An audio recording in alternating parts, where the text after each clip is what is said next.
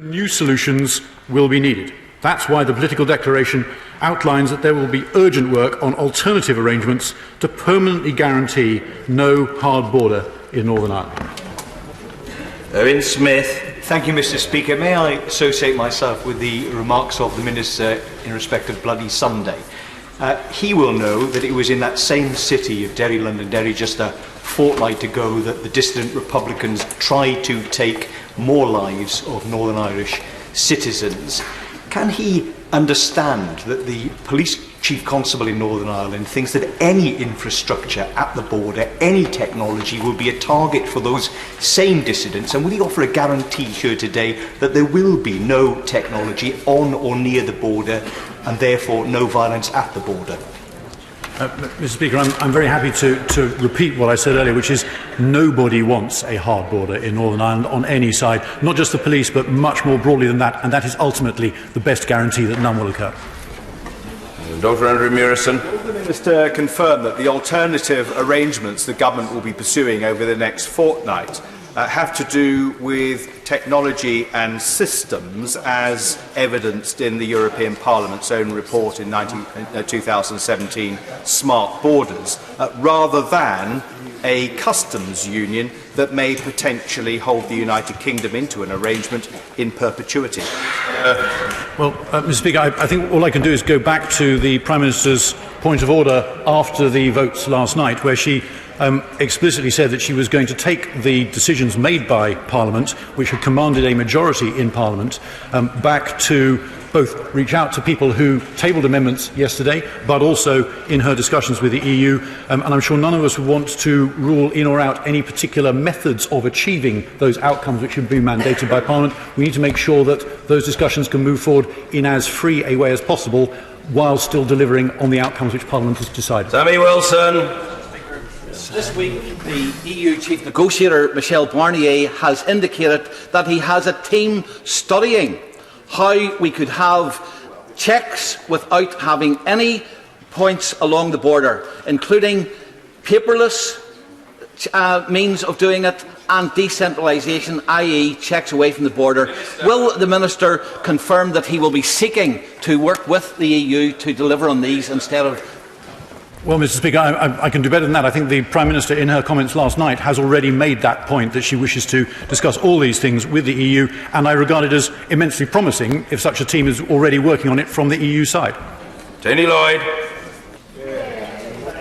Can I join the Minister in his commemoration of the tragic events of Bloody Sunday? But can I also use this opportunity to recognise the work of and to thank the Chief Constable of the Police Services of Northern Ireland. I think the whole House will agree that we owe him a debt of gratitude as he announces his forthcoming retirement.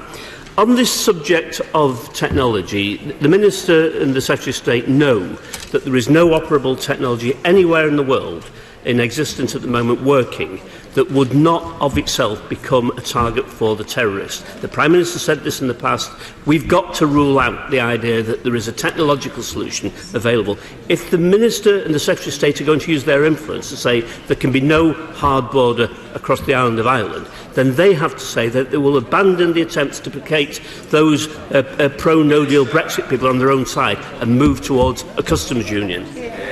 Well, Mr. Speaker, all I think I can do there is to repeat my earlier comments, which is there are, after examination, there are no currently available off-the-shelf solutions, which is why the political declaration says that new solutions will be required. I wouldn't want to rule out what those will be and what they will include or not include at this stage, because clearly they will need to be innovative.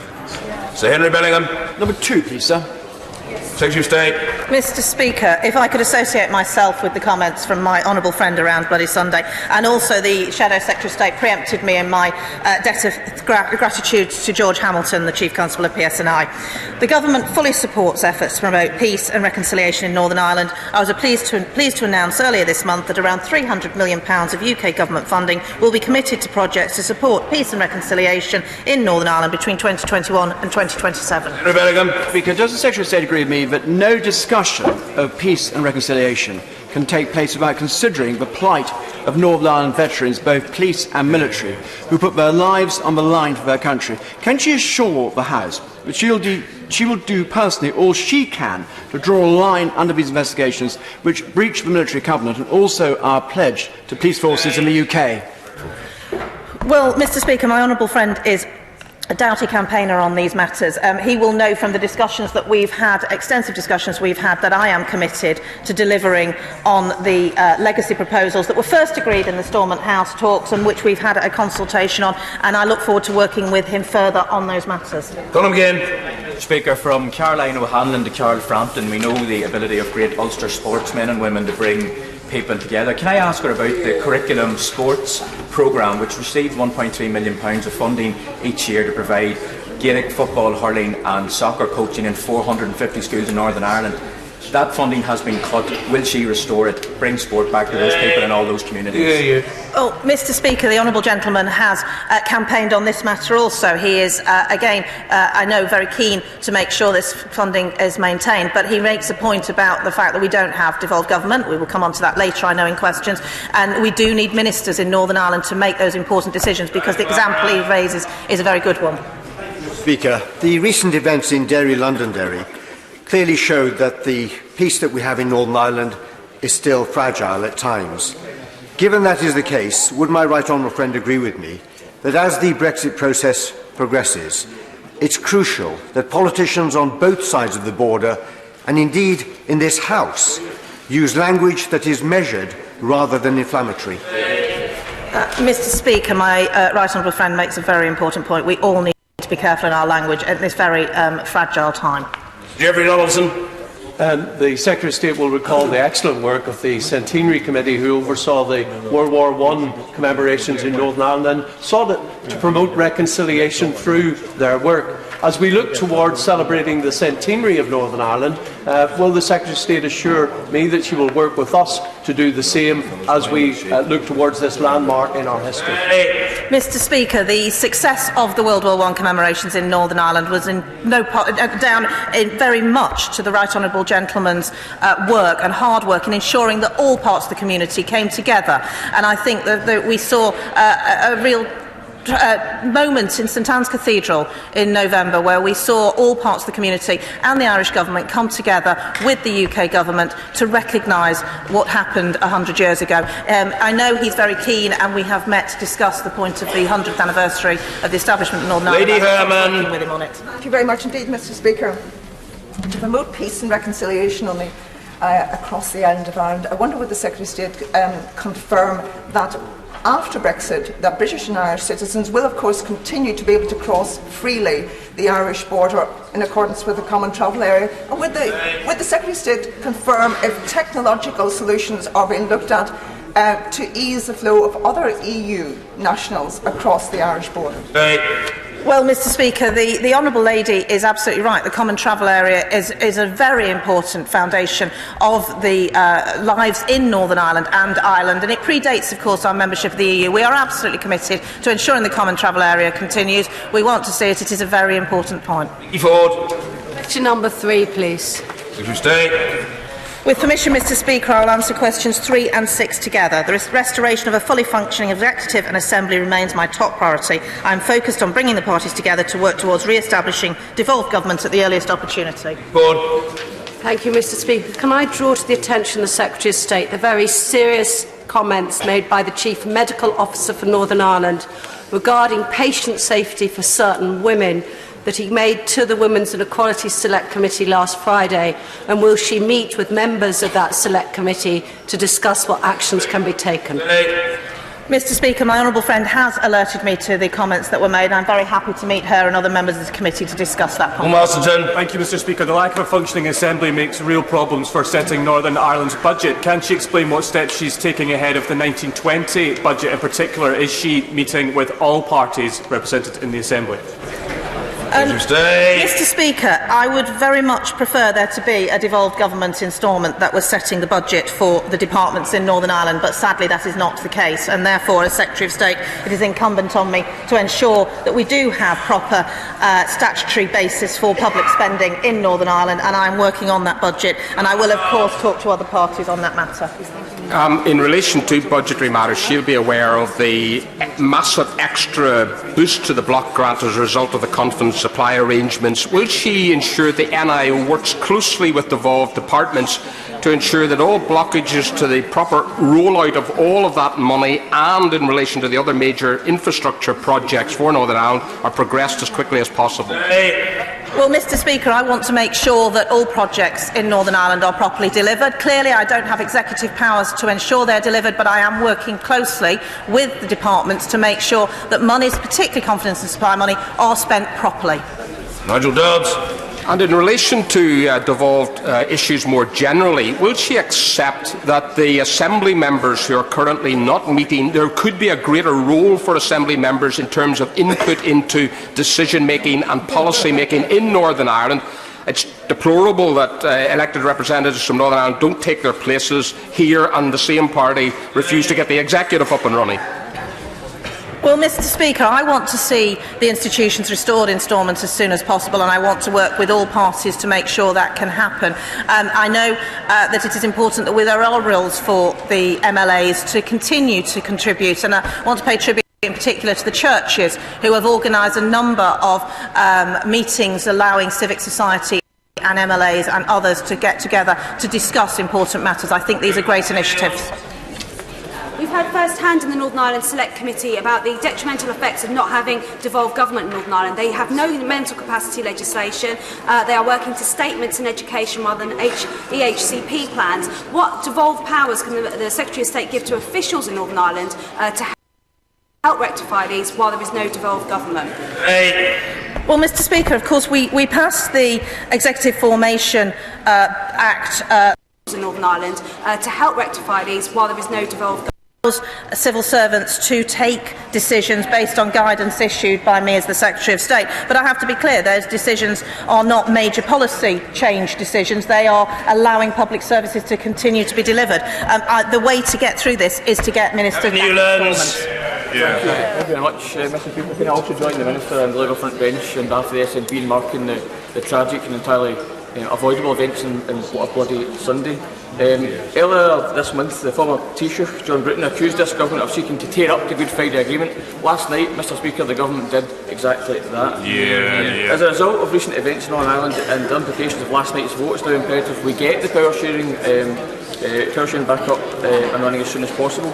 Is the Secretary of State concerned that increasingly strained Anglo-Irish relations will harm efforts to restore from? Well, Mr. Speaker, I very much like the honourable gentleman, but I could not disagree with him more. This government is absolutely steadfast in our commitment to the Belfast Good Friday Agreement and will do nothing that jeopardises it. Thank you very much indeed, Mr. Speaker. The House has just heard of the sad necessity for the setting of a budget for the coming financial year in the absence of a devolved Assembly. May I ask the Secretary of State if she has actually begun discussions with the Northern Ireland Civil Service on this, and while she is in such a warm and inclusive mood, can I ask if she will follow the example of her predecessor and involve opposition parties in this process?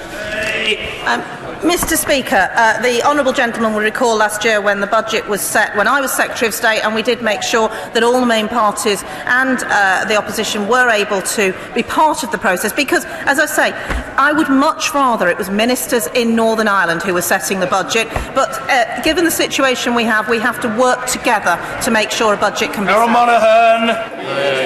Speaker.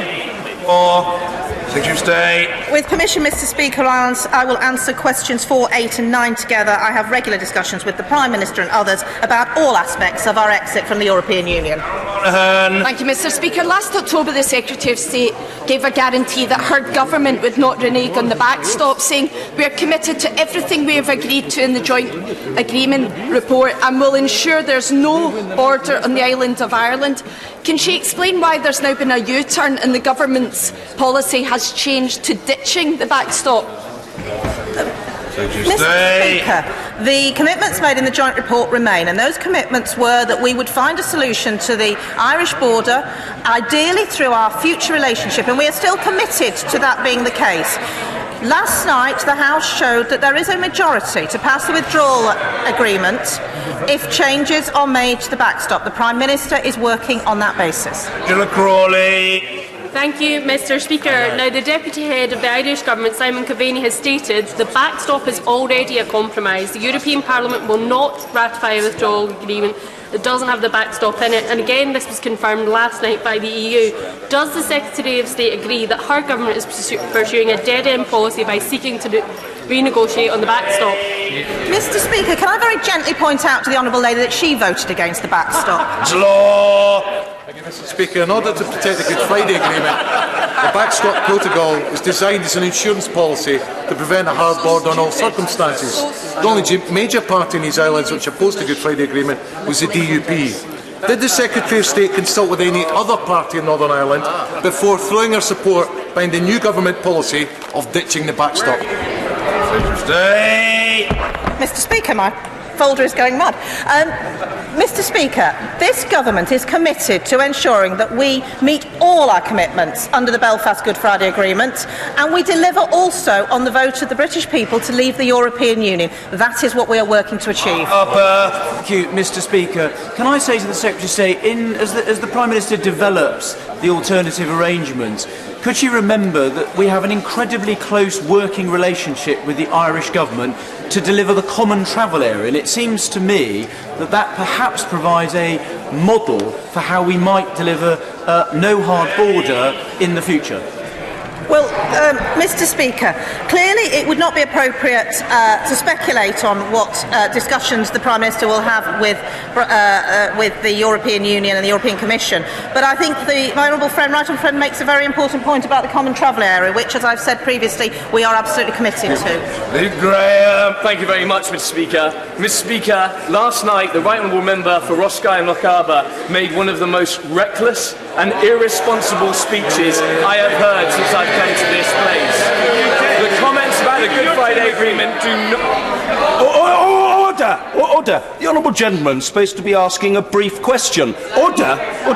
And the Secretary of State has no responsibility for the pronouncements of the Right Honourable Gentleman. Single sentence, question mark, and sit down. Will my right honourable friend assure this House and the people in Republic of Ireland and Northern Ireland that this isn't the case when we are committed to the Good Friday Agreement?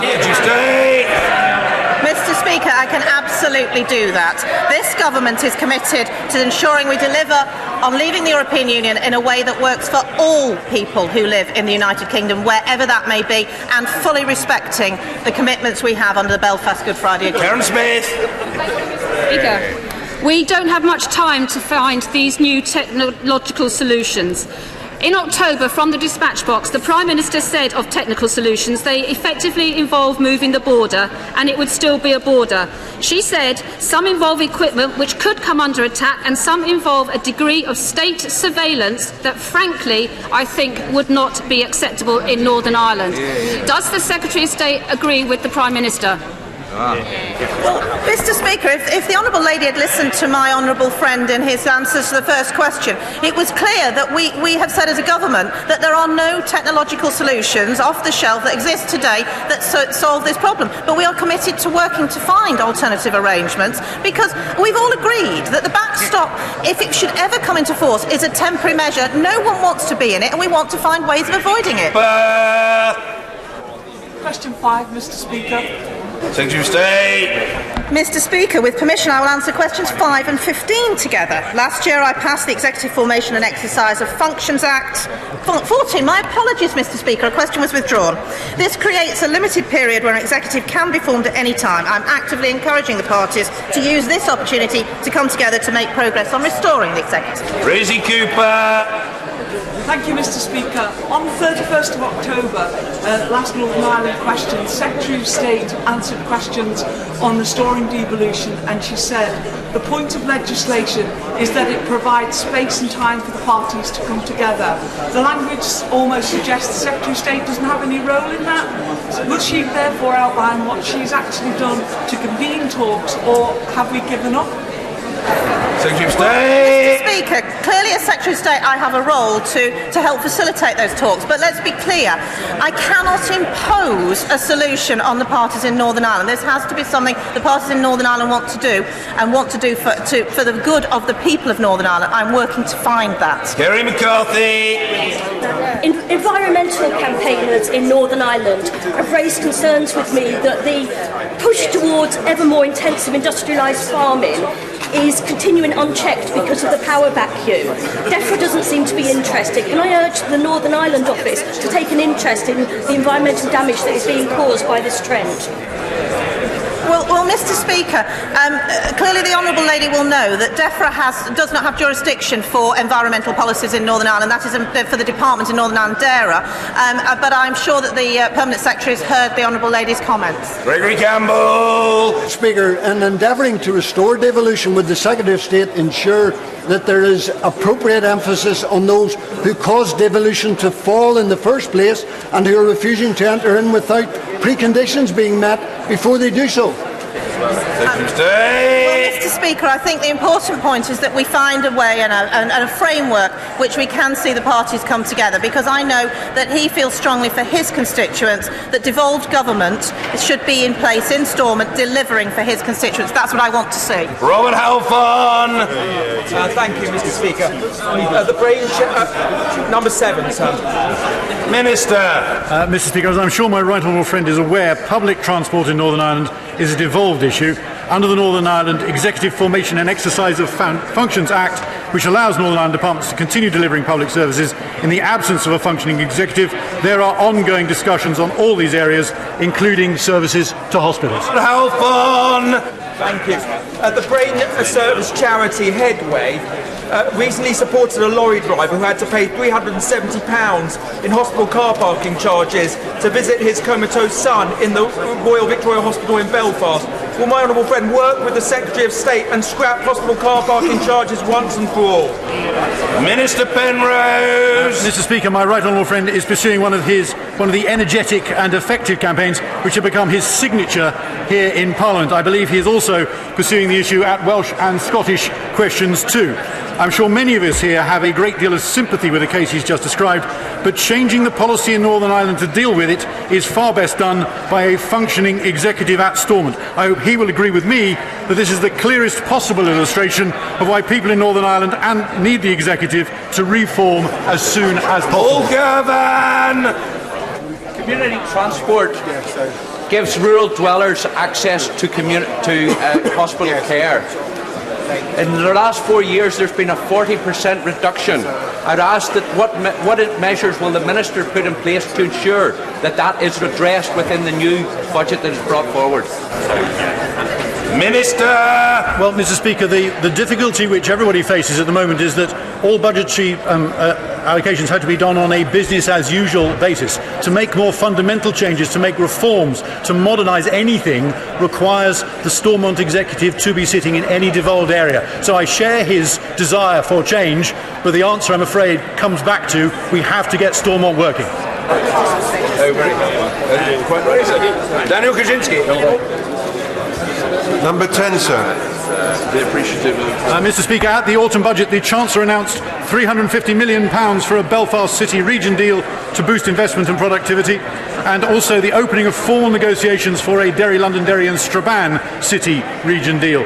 Furthermore, late last year I was delighted to announce a £700,000 investment in Randox, a County Antrim life sciences company. That investment, through the government's industrial strategy, should help create well-paid manufacturing jobs in Northern Ireland. Daniel Kaczynski. Thank you, Mr. Speaker. On this side of the House, we're starting to feel more and more like Henri Alsterman. But will the Minister commit to me to ensure that he increases and expands the city deal to other cities in Northern Ireland to help this integral part of the United Kingdom? Mr. Speaker, I can confirm, as I already mentioned, that the Derry, Londonderry and Strabane City deal discussions have begun following my right honourable friend the Chancellor's announcement, and I'm sure that everybody here hopes that they will progress speedily and successfully. Yes, Angus Brendan McNeill. very much, Mr. Speaker. We know the business community in Northern Ireland doesn't want to see a hard border, so surely if technology and connected promises do not avoid that, then the backstop is an understandable insurance policy for Dublin and the European Union, as indeed the United Kingdom agreed to in December 2017. Surely the government will not be reneging on that promise that will be beneficial to business. Mr. Speaker, I keep on coming back to it. Parliament voted last night, a democratic consensus has been reached. I think we all need to respect that decision. Thank you. Order. Questions to the Prime Minister. Toby Perkin. Number one, Mr. Speaker. The Prime Minister. Thank you, Mr. Speaker. And, Mr. Speaker, I'm sure that members from all sides of the House will want to join me in sending our thoughts and prayers to all those affected by the collapse of the Brumadinho Dam in Brazil. We're in touch with the local authorities and we stand ready to provide whatever support we can. Mr. Speaker, this morning I had meetings with ministerial colleagues and others. In addition to my duties in this House, I shall have further such meetings later today. Toby Perkin. Firstly, associate myself with the comments of the Prime Minister about the tragic situation in Brazil. My son is one of thousands of young people to have their life chances transformed by their studies at Chesterfield College. The college's funding, like FE colleges across the country, is 30% down in real terms since this government came to power. Further education funding is in crisis. Why is the education of young people who go to further education colleges worth so little to this government? Prime Minister! He could not be more wrong. It is this government, yes, it is this government that is ensuring that by 2020 the funding available support the funding we're putting into further education is ensuring that we are providing the best life chances for young people who are going into further education. It is this government, it is this government that is taking steps to ensure that young people are able to take up the opportunities that are right for them. For too long in this country, the assumption has been that the only way to get on in life is to go to university. And other ways, like apprenticeships and further education colleges, have not been respected in the same way. It is this government that is ensuring we have that respect for further education. It's this government that's ensuring we have the respect for technical education as well. John Whittingdale. Thank you, Mr. Speaker. Is my right honourable friend aware that last year was the worst on record for the deaths, imprisonment or hostage-taking of journalists, with 80 across the world killed in the course of their work? Does my right friend agree that journalists fulfil a vital role in a free society? And will she ensure that every opportunity is taken to put pressure on the governments with the worst records to respect media freedom and to take action to protect international journalism? Well, my right honourable friend has raised a very important issue, and I certainly agree with him about the important role that a free press and journalists play in our democracies. And I'd like to thank him for raising this issue, because I know it's important to him, but many members across the House. And as he says, sadly in 2018, we saw 80 journalists being killed. 348 are currently in prison and 60 are being held hostage around the world. And we're deeply concerned because these numbers, as my right honourable friend says, have risen on the previous year. That's why in 2019 we're placing our resources behind the cause of media freedom. We're helping to train journalists around the world, such as in Venezuela, where we've seen an authoritarian government suppress its critics. And this year we plan to host an international conference in London on media freedom, bringing together countries who believe in this cause to mobilise an international consensus behind the protection of journalists. This is an important issue. This government is putting its weight behind it. Jeremy Corbyn. Thank you, Mr. Speaker. I join the Prime Minister in sending support to the victims of the Brumadinho Dam collapse in Brazil, and I'm very pleased that all support is being offered to the authorities there to try and deal with that crisis.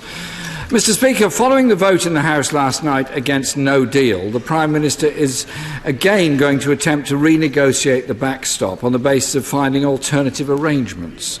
Could she set out today what these alternative arrangements might be? Well, absolutely. Last night the House set a clear direction on the way that the House could agree a deal, and that's why and that is about dealing, as the Right Honourable Gentleman says, with the issue of the backstop. As I said yesterday, there are a number of proposals for how that could be done.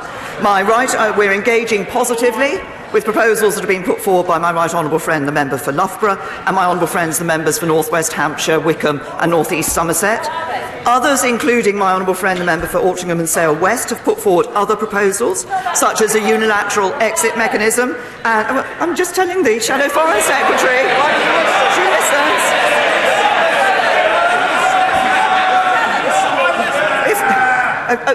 A point of advice, if she wants to shout things, it might be to shout them in response to what I'm saying, rather than just saying...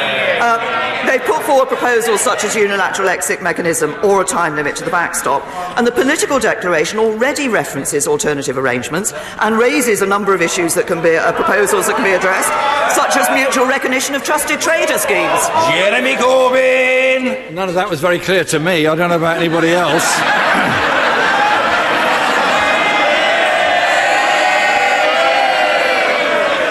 But it would have been nice, Mr. Speaker, it would have been really nice if the Prime Minister had acknowledged that she did whip her MPs to try and support no deal and was defeated on that. And, Mr. Speaker, the EU said at the weekend they're willing to renegotiate if the government's red lines could change. Could the Prime Minister today set out which of her red lines are going to change? Prime Minister. What has been absolutely clear with my contacts with European Union leaders is that they want a deal. What this House voted for last night is to leave the European Union with a deal, but it also crucially showed what it will take to see a support in this House for a deal in the future. I think the plan that was set out last night shows that we can obtain a substantial and a sustainable majority in this House. But the Right Honourable Gentleman talks about not being clear about positions on various things. I'm very pleased that he is now going to meet with me, and there are a number of issues that I want to discuss with him. For example, he talks about a strong single market relationship with the European Union in the future. But he was also... I want to know whether that means he wants to accept all EU state aid rules, for example, because in the past he's objected to state aid rules, and he can't have it both ways. So we need to know with greater clarity what it is the Right Honourable Gentleman believes in, and perhaps next time one of his own backbenchers wants to ask him about his position on a second referendum, he'll actually take a question and an intervention from Mr. Speaker, last time I looked at the order paper, it said Prime Minister's question time. And the Prime Minister has herself, and I quote, the only possible deal was within her red line. So it's perfectly reasonable to ask which of her red lines has changed. This morning, the Brexit Secretary was asked, and I quote, what is the alternative to the backstop? He replied, well, that's what we're exploring. Can the Prime Minister tell us which options are being explored? I think I listed them in answer to one of the earlier questions the Right Honourable Gentleman gave me. Perhaps also if he listens to the answers to the questions, he wouldn't have to repeat the question. Jeremy Corbyn! Looking forward to meeting the Prime Minister later on today. Because I want to put forward Labour's alternatives which could command a majority in this House and are about protecting jobs and the people's living standards across this country. Mr. Speaker, this morning the Brexit Minister said that alternative arrangements means looking at technology. Very interesting question. So can the Prime Minister be very clear what technological advances is she expecting to be made in the next 58 days? Prime Minister! Can I say to the Right Honourable Gentleman, it would be helpful about these matters. The Prime Minister. The Right Honourable Gentleman, I have pointed out that there are a number of options that people are putting forward that we are working with them on and working positively with them on. I've already referenced a number of things that are in the political declaration on alternative arrangements that do set out various aspects that could be looked at. I referenced one of them in my answer to his question earlier. But what I would also say to the right honourable gentleman is that last night the House did vote to reject no deal, but it also voted to do what the European Union has consistently asked this House to do since it rejected the withdrawal agreement, which was to say what it was that the UK wanted to see change. Last night, a majority in this House voted to maintain the commitment to no hard border between Northern Ireland and Ireland, to leave the European Union with a deal, and to set out to the European Union what it will take to ensure that this House can support a deal. That is a change to the backstop. That is what I will be taking back to the European Union. That is what we will be doing to ensure that we can avoid no deal. He stands up regularly and says he doesn't want no deal. I'm working to ensure we get a deal. He has opposed every move by this government to get a deal. He's the one who's risking no deal. Jeremy Corbyn! Mr. Speaker, I would be grateful if the Prime Minister would actually acknowledge that the House has voted to take no deal off the table. And can she assure the House that if she is unable to secure any legal changes to the backstop, that she would work to find a solution based on a comprehensive customs union, a strong single market deal and the guaranteeing of rights and protections, rather than go back to the alternative that she's been threatening everybody with for months and months, which was to crash out without any deal whatsoever? Prime Minister! Last night the House did vote to reject no deal. But that cannot be the end of the story.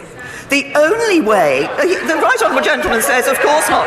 I think that's the first time he's actually accepted that you can't just vote to reject no deal. You have to vote for a deal. Otherwise, you leave with no deal. So far, he has opposed everything this government has put forward in relation to a deal. And he said previously he will reject any deal that the government puts on the table. Will he now? He says it's Prime Minister's questions, but people want to know his position as well.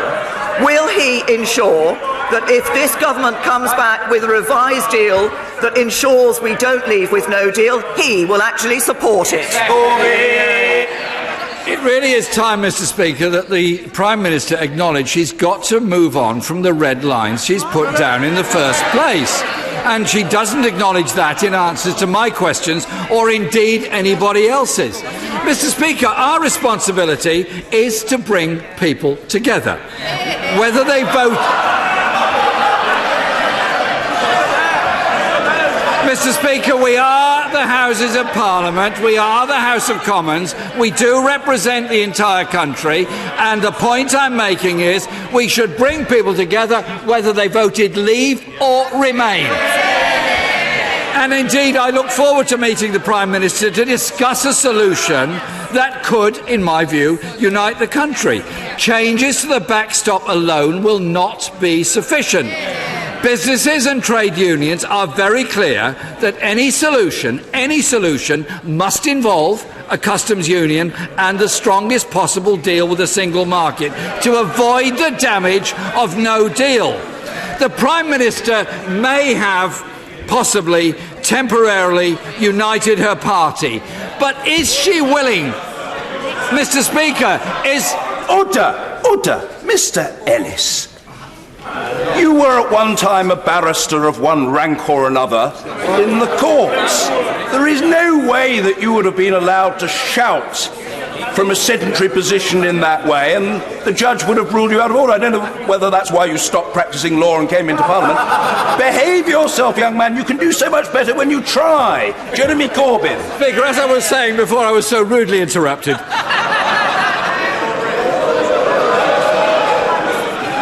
The Prime Minister may have succeeded in temporarily uniting her very divided party. But, Mr. Speaker, is she willing is she willing to make compromises necessary that are more important, and that is to unite the country on a going forward to secure jobs and living standards right across the UK? Prime Minister. Can I say to the right honourable gentleman, he's a fine one to talk about coming together when it was only last night that he agreed to actually meet me to talk about these issues. And he said he's time and time again he's told me to listen to the views of the House. He's just stood up and said the backstop is not the only issue in the withdrawal agreement. Last night the House voted by a majority to say that the issue that needed to be addressed was the backstop. So he needs to listen to the House and to recognise that. And his proposal last night, he put forward a proposal last night which referenced the customs union, the single market, and his proposal was rejected by this House. But I'll tell him what this government has been doing. Over the last week, we've been getting more teachers into schools. We've been ensuring we're giving more money to councils. We won a majority on Brexit. What did he manage? His Brexit plan was voted down. He opposed ending free movement, and he won't rule out a second referendum. He's no plan for Brexit, no good plan for our economy, and no plan for our country.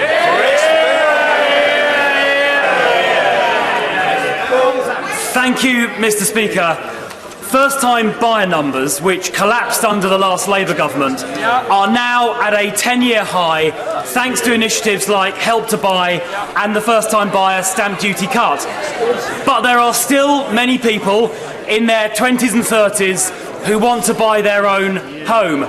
Will the Prime Minister join me in asking local authorities to use their existing powers when they grant planning consents to make sure that as many properties as possible are designated as starter homes or discount market sales homes to help those people in their 20s and 30s realise the dream of home ownership?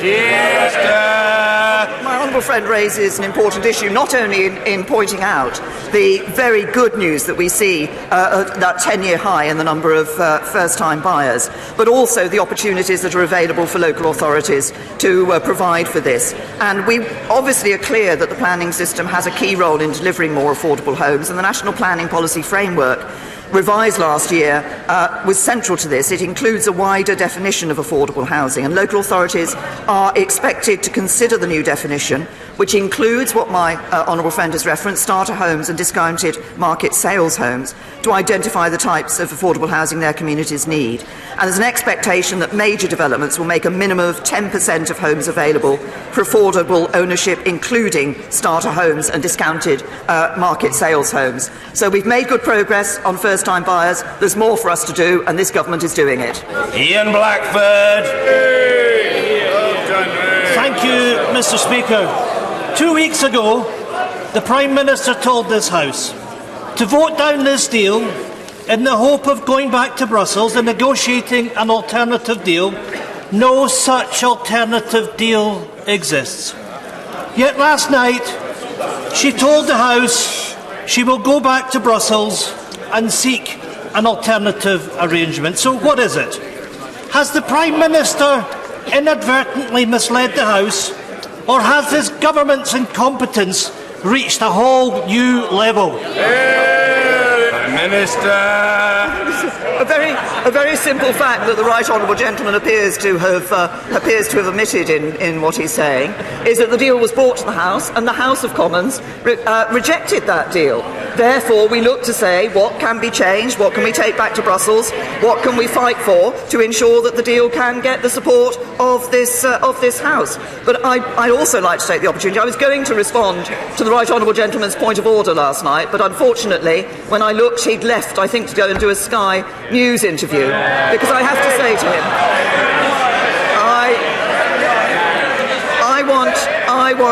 I want to just confirm absolutely the commitment of this government to the Belfast Good Friday Agreement. And the remarks the right honourable gentleman made last night in relation to that were frankly irresponsible. Ian Blackford. Mr. Speaker, the only thing that is irresponsible are the actions of this Prime Minister. Order. The right honourable gentleman has a right to be heard. The public would expect him to be heard, and he will be heard. And attempts to shout him down are not just rude, they are irresponsible, they are undemocratic, and they should certainly not have the sanction of anyone who sits on the Treasury bench. Stop it. It's low grade, it's useless, and it won't work. Ian Blackford. Thank you, Mr. Speaker. That was a graceless response from the Prime Minister, who is acting with sheer irresponsibility. And I have to say in her answer, what she demonstrated is, here are my principles, if you don't like them, you can have some more. Mr. Speaker, last night a majority of Scottish MPs rejected Brexit. The Scottish Parliament, the Welsh Assembly, and this House... Order. Stop it. It's utterly irresponsible, chanting in the background. Let the right honourable gentleman ask his question and the Prime Minister answer it. That is what the public would expect. Ian Blackford. Thank you very much, Mr. Speaker. The Scottish Parliament, the Welsh Assembly, and this House of Commons has rejected the Prime Minister's deal. The UK Government told Scotland in 2014 being part of the UK meant continued EU membership. The UK Government told us we'd be part of a family of equal nations. Prime Minister, Scotland wants to stay in the EU. We are scunnered by this Government ignoring Scotland. Prime Minister, do you accept that you've promised Scotland everything, you've delivered nothing? Prime Minister. Can I say to the right honourable gentleman, Scotland is part of the United Kingdom. It voted in 2014 to stay part of the United Kingdom. The United Kingdom will be leaving the European Union. But if the right honourable gentleman wants to talk about the impact of Scotland in the future, perhaps he should look at the latest figures that came out just this morning on exports. Over 60% of Scotland's exports go to the rest of the UK. That's more than Scotland's trade with the rest of the world, and over 3 times more than with the rest of the European Union. And yet he represents a party that wants to erect a border between Scotland and England. The biggest threat to the future of Scotland is sitting on those benches. Sir Geoffrey Clifton Brown. Mr. Speaker, there is a clear choice between remaining in the customs union or a fully functioning UK independent trade policy. Does my right honourable friend think it is time that the Leader of the Opposition alters his red lines, repeated twice in its question time, accept the will of the British people and allow businesses to thrive in a post-Brexit world by having a free trade policy? Prime Minister. My honourable friend is absolutely right about what we are aiming to ensure that we get from leaving the European Union, which is that ability to have that independent trade policy. That is so important for us as we leave the European Union. Yes, I want to have a good trade relationship with the EU, but I also want to ensure that we are able to have an independent trade policy with those trade deals around the world, and that this country should be a champion for free trade around the world. That's the way, not only to enhance our economy and to bring jobs to this country and enhance our prosperity, but actually that will be of benefit for countries around the world, including some of the countries whose economies do need to be helped and improved. Some of the people who are some of the poorest in the world will be helped by those trade arrangements. That's what we are going to deliver. That's our commitment to the British people, and as my honourable friend says, it delivers on the result of the referendum. Andy Martin. Thank you, Mr. Speaker. My constituent Lynn Sherman, who has 2 terminal illnesses, reapplied for PIP on the 19th of September, but did not receive a home visit assessment until the 6th of January. Shame. She has still not received a decision on her claim. Does the Prime Minister consider it fair or sensible that in addition to losing her benefit, Ms Sherman has also lost her blue badge, her bus pass and her carers? Prime Minister. The honourable gentleman has raised a specific constituency case, and the honourable gentleman has raised a specific constituency case, and I will ask the relevant department to look into the details of that case. Andrew Percy. Thank you, Mr. Speaker. On the 12th of July last year, my constituents took their son Jack to Leeds Children's Hospital for surgery for craniosynostosis. The surgery went well, but after that care he declined post-surgery. His parents raised concerns. He declined so much by the 16th of July. A nurse raised concerns regarding sepsis. Jack continued to be treated for gastroenteritis. On the next day, Jack died of overwhelming sepsis. This is now the subject, sadly, of a coroner's inquest. But what my constituents want is to ensure that this never happens again to another set of parents. Jack was just 3 days short of his second birthday. The hospital has since then introduced an early warning system for paediatric sepsis, but that came too late for Jack. Can my right honourable friend, the Prime Minister, assure me that she will do everything in her powers to ensure that no other parent has to go through what my constituents have been through? Prime Minister. First of all, can I say to my honourable friend that I'm sure the whole House will join me in sending our deepest condolences to the family and friends of Jack. A terrible tragedy that has occurred and the loss of such a young life.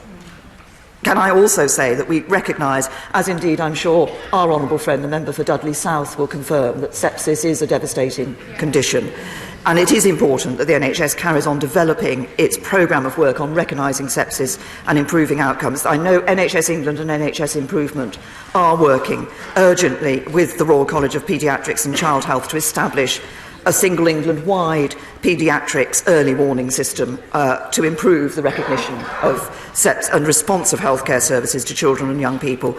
Nothing that we can do, obviously, can bring Jack back or compensate for the devastating impact on his family. But I can reassure my honourable friend, and I hope he will be able to reassure his constituents, that we're going to continue to do all we can to improve the care for those with this devastating condition. Owen Smith. Thank you, Mr. Speaker. The Prime Minister will know that there is a rising tide of racism in our country. Since she came to office, race-hate crime has increased by 100% to 72,000 separate attacks last year. What is happening to our country on her watch? Prime Minister. Can I say to the honourable gentleman that when I was Home Secretary, I took measures to ensure that we improved the recording of hate crime because actually, no, we didn't have a full picture of what was happening. My right honourable friend, the Home Secretary, has recently reviewed and revised our hate crime strategy. But the point underlying what the honourable gentleman has said, which is that none of us should accept hate crime. We should all be very clear from this House that there is no place for hate crime in our society, and wherever we see racism, in whatever form, we should all take action to eradicate it. Vicky Ford. Thank you, Mr. Speaker. In her discussions with EU leaders, will the Prime Minister be making it crystal clear that this government stands firmly behind all of its commitments under the Belfast Good Friday Agreement? Minister. Very happy to give my honourable friend that absolute assurance and commitment.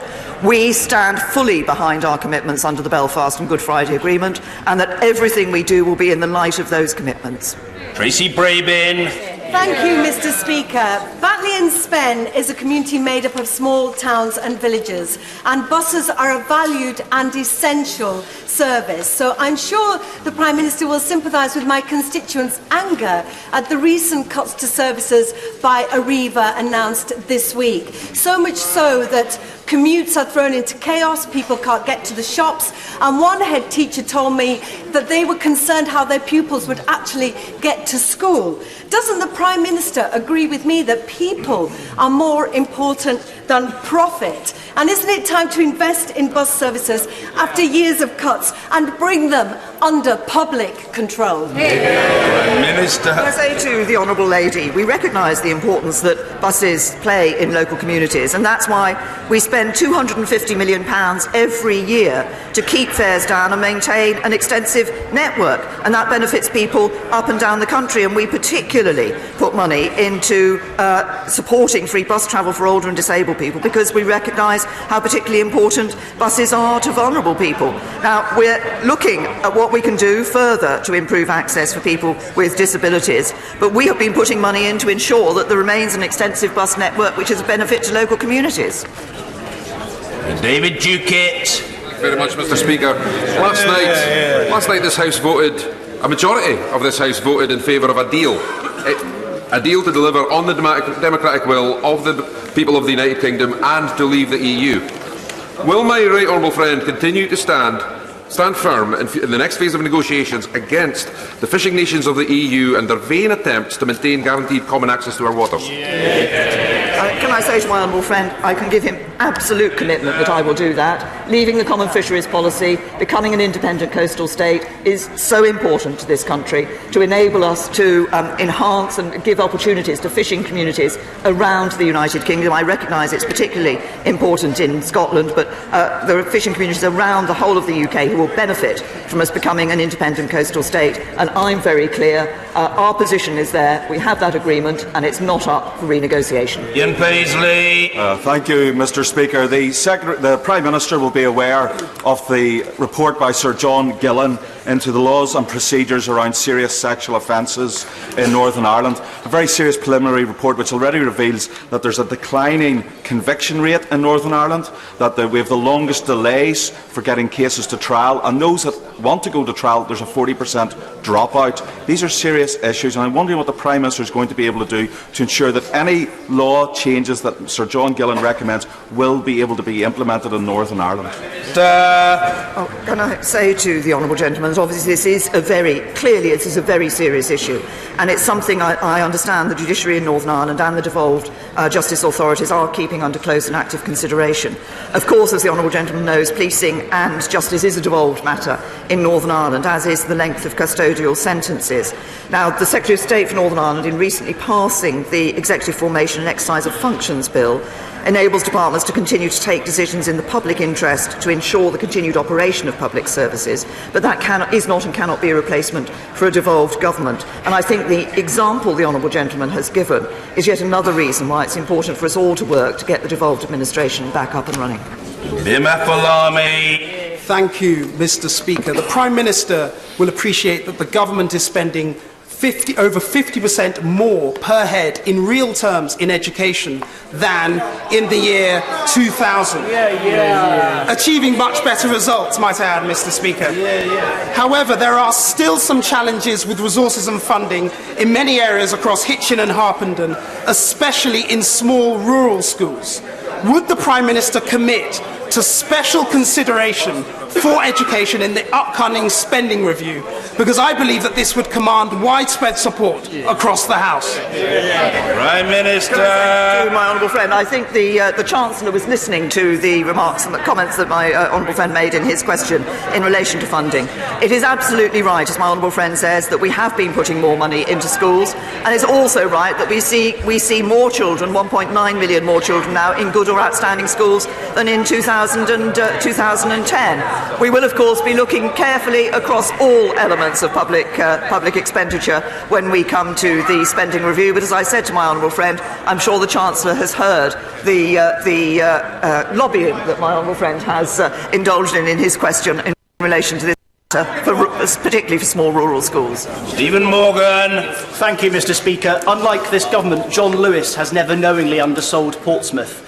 But last week, partners announced they're closing Knighton Lee, a much-loved store in the heart of my community since 1865. And that's just one example. Retailer after retailer, store after store, job after job. When will the government finally bring our high streets back from the brink? Minister. Well, obviously, I recognise this is a concerning time for the employees at Knighton Lee in Southsea. Obviously, it's a commercial decision for the company to take. We will be ensuring that the Department for Work and Pensions and Job Centre Plus will work with the company to understand the level of employee support required. But I have to say to the honourable gentleman that if he is worried about jobs in his constituency, the policies that would cause most damage to jobs in his constituency are the policies of the Labour Party and his Labour front bench. Douglas Ross. Speaker, last week SNP-led Moray Council announced a number of devastating cuts to local services, many of which will impact young people, from closing libraries and swimming pools to ending the Active Schools programme and increasing the fees on music tuition.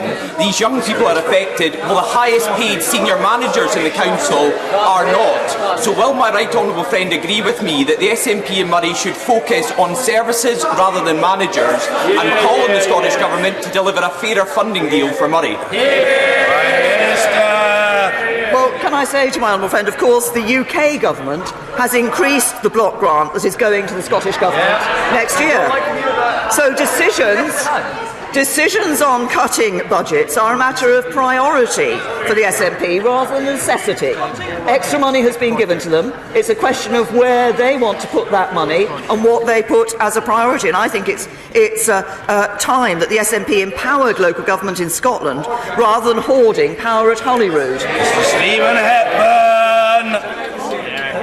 Next week is World Cancer Day. Last week, I regret that St Clair's Hospice in Jarrow closed through funding difficulties. Would the Prime Minister use her officers to facilitate a meeting between me and the relevant Health Minister to see if we can secure and ensure health care for the terminally ill in the future in the Jarrow constituency? Prime Minister. I say to the honourable gentleman, I will ensure that the relevant minister meets with him and addresses this issue with him. Rachel McLean. Thank you very much, Mr. Speaker. With record numbers of women in the workplace now, more and more women will experience the symptoms of perimenopause or menopause while they're at work. And Mr. Speaker, often these symptoms are not well understood by the general population, and they include much more than just hot flushes and night sweats. So will the Prime Minister please join my campaign, which calls on employers to update their health and wellbeing policies so that women can get full information and proper support so they can continue contributing at work?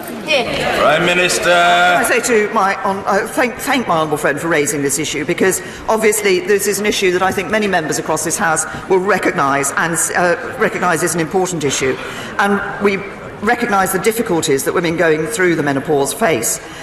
We are encouraging employers to adopt menopause-friendly policies such as flexible working. We're giving women information about healthy lifestyles that may help to improve their experience of the menopause. And I would certainly, as my honourable friend is doing, encourage all employers to take reasonable steps, including those that my honourable friend has referenced, to support employees so that they can indeed be able to continue to carry out their jobs and contribute to our economy in the way that they have done so far. Jack Dramey. Prime Minister, we are 58 days away from a cliff. If we plunge over into a precipice of abyss, our country will be a poorer country in every sense of the word. Last night, this House voted that there can be no question of a no-deal Brexit. Will the Prime Minister honour the will of Parliament and rule out a no-deal Brexit? Because to proceed with a no-deal Brexit would not only impoverish our country, it would be contemptuous of Parliament. Prime Minister. The gentleman is right that Parliament last night voted to reject no deal. What Parliament also voted for last night was to say that it wanted to leave the European Union with a deal, and it identified what was necessary to change in the deal in order to enable that to happen and for the support of this House to be given to a deal. And that's where we should be focusing, because we can only ensure that we avoid no deal by having a deal, by agreeing a deal, and by this House supporting a deal and voting for a deal. Simon Clark. May I commend my right honourable friend for her commitment yesterday to return to Brussels and reopen the text of the withdrawal agreement. That's the right thing to do, and people in Middlesbrough South and East Cleveland will welcome it because they want to leave with a good deal for our country. Can I commend the compromise proposed by my honourable friend, the member for North West Hampshire, which I think is excellent and has every chance of success in uniting this this Parliament and this country behind a good exit. Prime Minister. Say to my honourable friend that obviously there was a very clear message from the House last night as to what needs to happen in terms of returning to Brussels, but also we're engaging positively with the proposals that, as he said, our honourable friend, the member for North West Hampshire, and others have put forward in relation to dealing with this issue of the backstop. Luke Pollard. Thank you, Mr. Speaker. Next week marks 5 years since the train line at Dawlish was washed away in storms. 5 years on, that train line remains fragile. We need money, not more press releases. Can the Prime Minister help unblock the £300 million upgrade that the DfT is sitting on and use the anniversary next week to help the South West, Plymouth and the rest of the far South West keep our train line open and stop it being fragile and precarious? Prime Minister. Obviously, passengers do expect better, and I understand that from the Department of Transport, the first phase of work to protect the seawall at Dawlish began in November with essential repairs to the breakwaters, and that's part of the £15 million wider investment to make the railway at Dawlish and Teignmouth more resilient to extreme weather. And can I just reassure the honourable gentleman that world-leading engineers have been carrying out those detailed ground investigation to develop that long-term solution for protecting the railway in a way that minimises disruption for passengers, and Network Rail will be reporting soon on how they will deliver these. But I'm absolutely clear delivering this improvement to the South West transport infrastructure is a national priority. It is essential for unlocking the region's economic prosperity and jobs, and that's why we're giving it the focus we are. Maggie through. Mr. Speaker, Copmanhede Junior School in my constituency has increased its proportion of pupils attaining the required level of Key Stage 2 standards from 35% to an amazing 67% over the last year. Will my right honourable friend join with me in congratulating the pupils, the teachers and the head, Simon Robinson, and 13 other primary schools across Erewash for all improving their Key Stage 2 performances? Prime Minister. Honourable friend, I'm delighted to hear of the increased performance at Copmanhede Junior School. We are seeing the education of children being improved regardless of where they live or their background, so that they can get the education they need to fulfil their potential. I'm happy to join my honourable friend in congratulating the pupils and the staff of that particular school, but also of the other schools she's referenced across her Erewash constituency who have seen these improvements. These are important for the future of those children. Marcia de Cordova. Thank you, Mr. Speaker. Yesterday evening, MPs from across the House voted against a no deal, an outcome that the TUC warns would be devastating for jobs and which the CBI this morning says businesses will be speeding up preparations for. The people hit hardest by a no deal will be the ordinary people in Battersea and across the country. So will the Prime Minister finally listen to this House, to trade unions, to businesses and to our constituents, and categorically rule out a no deal? Minister. To the honourable lady, the House rejected no deal last night, but I hope that she, when the time comes, will play her part in avoiding no deal and will vote for a deal. Mark Harper. Mr. Speaker, the Prime Minister knows that I want to make sure we leave the European Union on the 29th of March. She knows, regretfully, I couldn't support her deal 2 weeks ago because of the backstop, its impact on our relationship between Great Britain and Northern Ireland, and trapping us potentially in a customs union. I welcome the fact the House gave a clear majority yesterday to renegotiating the backstop. If she can deliver that, then I will vote for her deal, and I'm confident that will be a sustainable majority to get it through this House and the legislation. So can I ask my right honourable friend, tell the European Union there is a majority in this House for that deal to get us out of the European Union on good terms, and I would ask my colleagues to give the Prime Minister space. They're not going to crumble tomorrow. We're going to have to hold our nerve, and we can be successful. Prime Minister. Can I say to my right honourable friend, he is absolutely right about the importance of the vote that took place last night. because that vote, agreeing what it was necessary to change in the withdrawal agreement in order to achieve a majority across this House, winning that vote with a majority gave a very clear message to the European Union that actually a deal can go through this House, but it has to be a deal that recognises the concerns that the House has expressed across the whole of this House in relation to the backstop. That is what I'm going to be going and fighting for, the change that this House has been very clear it wants to see in the future. And then, as my right honourable friend says, I'm confident we can see a sustainable and substantial majority across this House for leaving with the deal. Mr. Speaker, Anna is a carer for the elderly. She lived with her girls in a flat above Barclays Bank. Because her husband left, she cannot pay the rent without claiming universal credit. She does not have a guarantor, so Barclays agents are evicting her. Another private landlord evicting a hard-working family on universal credit.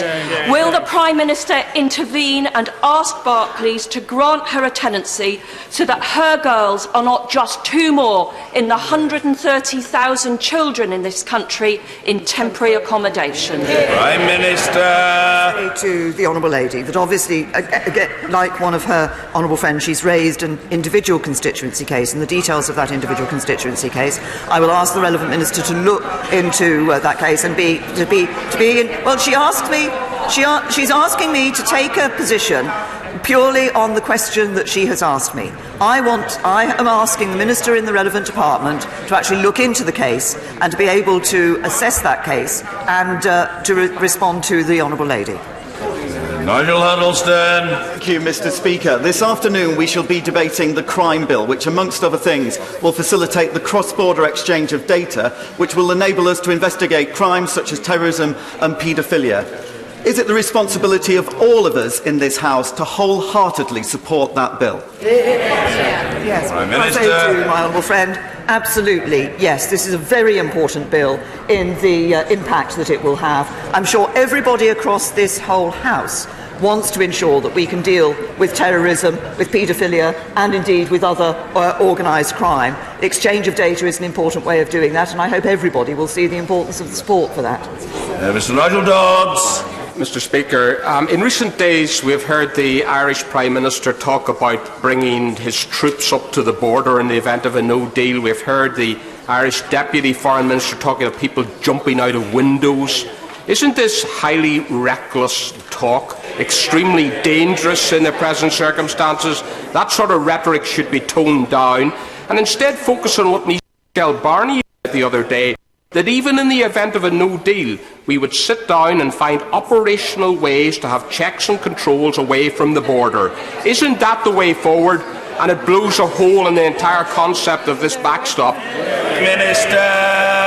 Can I say to the right honourable gentleman, obviously it is important that I'll be speaking to the Taoiseach later today, and it is important for us to work with the Government of Ireland on the arrangements that will be in place in the future. We obviously have sent a clear message from this House about what needs to happen in relation to the backstop, but we retain our commitment to no hard border between Northern Ireland and Ireland, and look to working with the Government of Ireland and with the European Union to ensure that we can all maintain our commitments under the Belfast and Good Friday Agreement, and that commitment to no hard border on the island of Ireland.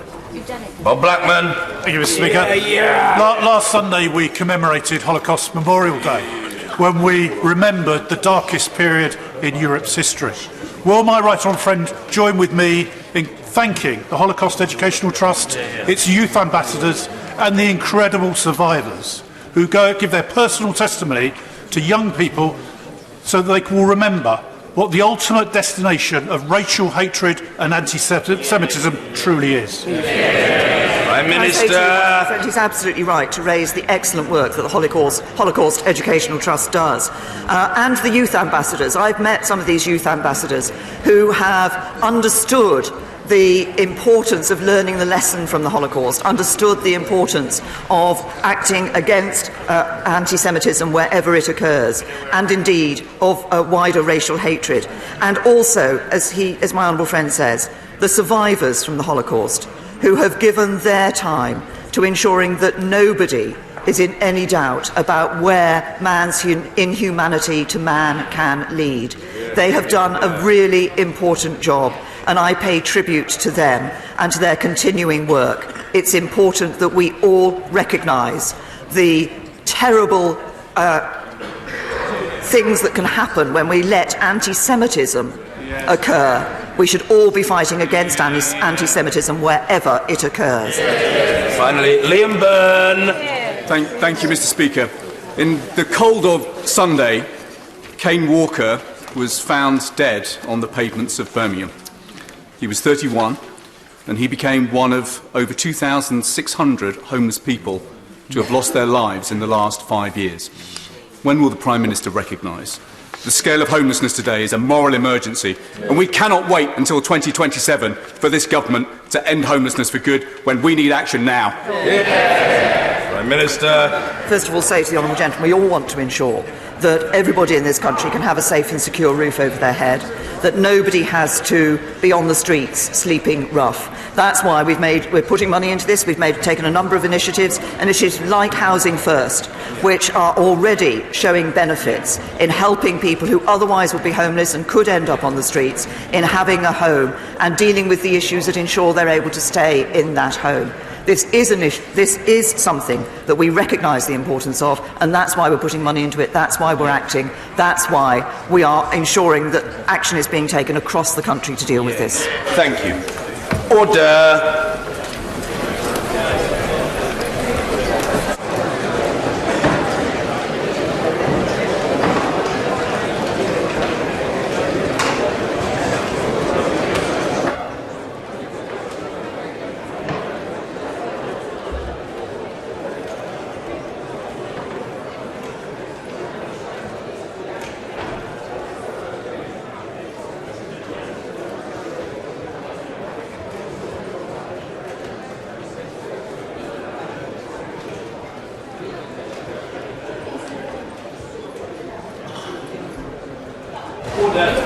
Urgent question, Stella Creasy. Thank you, Mr. Speaker. To ask the Home Secretary to make a statement on the territorial extent of the draft domestic abuse bill and the consequences of this for victims of violence across the UK. Mr. Speaker, the landmark draft domestic abuse bill we published last week will help transform the response to these horrific crimes. It is aimed at supporting victims and their families and pursuing offenders to stop the cycle of violence. The bill will cement a statutory definition of domestic abuse that extends beyond violence to include emotional, psychological and economic abuse. The bill does not create new criminal offences in relation to domestic abuse because these offences are already settled laws, such as Section 18 GBH, coercive and controlling behaviour, and even, in the saddest of cases, murder. These offences are all devolved, but in line with existing criminal law, the provisions of the draft bill expand to England and Wales only. Contrary to the suggestion there may be in the honourable member's question, there has been no change in the territorial application of the bill compared with the proposals in the government's consultation published last spring. This was made clear in the consultation paper and reflects the fact that the subject matter of the draft bill is devolved in Scotland and Northern Ireland.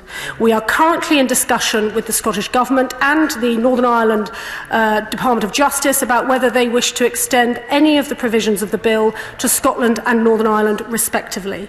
We are seeking to establish a joint committee of both houses as soon as practicable to undertake pre-legislative scrutiny of the draft bill, and I would encourage the honourable member and indeed all honourable members to contribute to that process.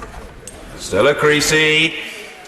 Domestic abuse affects communities in every nation in the UK. Yet last week, after 2.5 years of waiting, the government published a draft bill that only takes action in England and Wales. Mr. Speaker, I'm asking this question not to debate the nature of devolution, but to ask why this bill has been restricted when from the outset what was promised was very different. Indeed, the original consultation spoke of recognising insecure immigration status may impact on a victim's decision to seek help. We know that migrant women are much less likely to seek help because they fear deportation. Now, some may point to other immigration legislation going through this place, but that doesn't include anything on this issue either. So this bill would have been the vehicle for helping those victims. But immigration is not a devolved matter. The then Home Secretary and the now Welfare Secretary has also rightly recognised that financial destitution can hold women in abusive relationships. This bill ought to be welcomed because it does contain much that regards action in the courts and an independent conditioner. But because it is restricted, it doesn't address these critical areas of policy. Why then, after 2.5 years, would the government do this? The Sunday Times this weekend provided the answer with the confirmation that the bill had been vetted by the Cabinet Office, that the government feared making this bill UK-wide because of the DUP. Why, Mr. Speaker? Because this bill is also about implementing the UN Convention on Violence Against Women, a convention the UN has said we are breaching right now because citizens in Northern Ireland are denied the right to choose not to continue an unwanted pregnancy. Mr. Speaker, today a brave young woman, just 28, Sarah Hewitt, is taking our government to court to vindicate her human rights. She suffered a fatal fetal abnormality, but as a resident of Northern Ireland was denied the right to an abortion at home, so had, as 28 women a week currently do, to travel to England. Now, last June, the Supreme Court told this government this situation breached the rights of UK women, but because of a technicality, wasn't compelled to make them act. This bill, from the outset, could have been the remedy for it. But this weekend's revelations show that this government has drafted this bill not with the victims of domestic violence in mind, but their partners in the coalition. So too, this bill talks about domestic abuse protection orders, which are supposed to have effect across the whole of the UK. Yet there is no clarity, given the restriction on scope, how the government intends to compel Scotland or Northern Ireland to act on them. Given the original consultation talked of working with the Northern Ireland Executive, these problems are clearly of their own making and a direct response to the calls for equal rights for the women of Northern Ireland. So given this mess, can I ask the Minister to confirm which of the DUP coordination committees this decision was taken at? Because it isn't minuted in the notes from July 2017 to Christmas 2018. The power to veto legislation affecting all of the UK isn't in the Confidence and Supply Agreement, which I note was updated on the 19th of December. So can the Minister explain how this decision to restrict the bill for this purpose was made, and what the implications are now for the Secretary of State for Northern Ireland, who has direct responsibility for upholding the human rights of the people of Northern Ireland? Can the Minister also explain why migrant women, those on low incomes and abusive relationships, should pay such a price? Can she stop hiding behind devolution and say sorry to Sarah Hewitt for making her relive the trauma of what has happened to her all over again just because the government needs those 10 votes of the DUP to stay in power? We saw that last night and I've no doubt we'll see it again. But this bill shows the human consequences for women across the UK of the Confidence Supply Agreement. I know members across this House want to see action on domestic violence. I know that those restrictions in Northern Ireland will trouble many, but not just the women in our constituencies across the whole UK. So will the Minister commit, given this is a draft bill, to going back to the drawing board and coming up with a bill that can protect every victim across the UK? Minister, fight us fair and square on abortion rights in this place, not through backroom deals and bargaining, unless it will take a rape victim having to come to court to make this government do the right thing and not block this change. Put DV, not the DUP, first.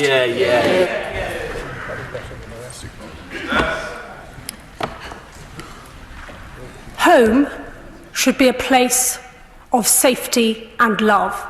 And yet for 2 million people in this country a year, that is not the case. That is why we are bringing this bill, this unprecedented bill, to try to help the victims of domestic abuse. Now, the Honourable Member has quite rightly highlighted the fact it applies at the moment only to England and Wales. And the reason for that, as I set out in my initial statement, is that the underlying offences which would support prosecutions of domestic abuse are devolved. Section 18 GBH, coercive controlling behaviour, and the raft of offences that can help support prosecutions.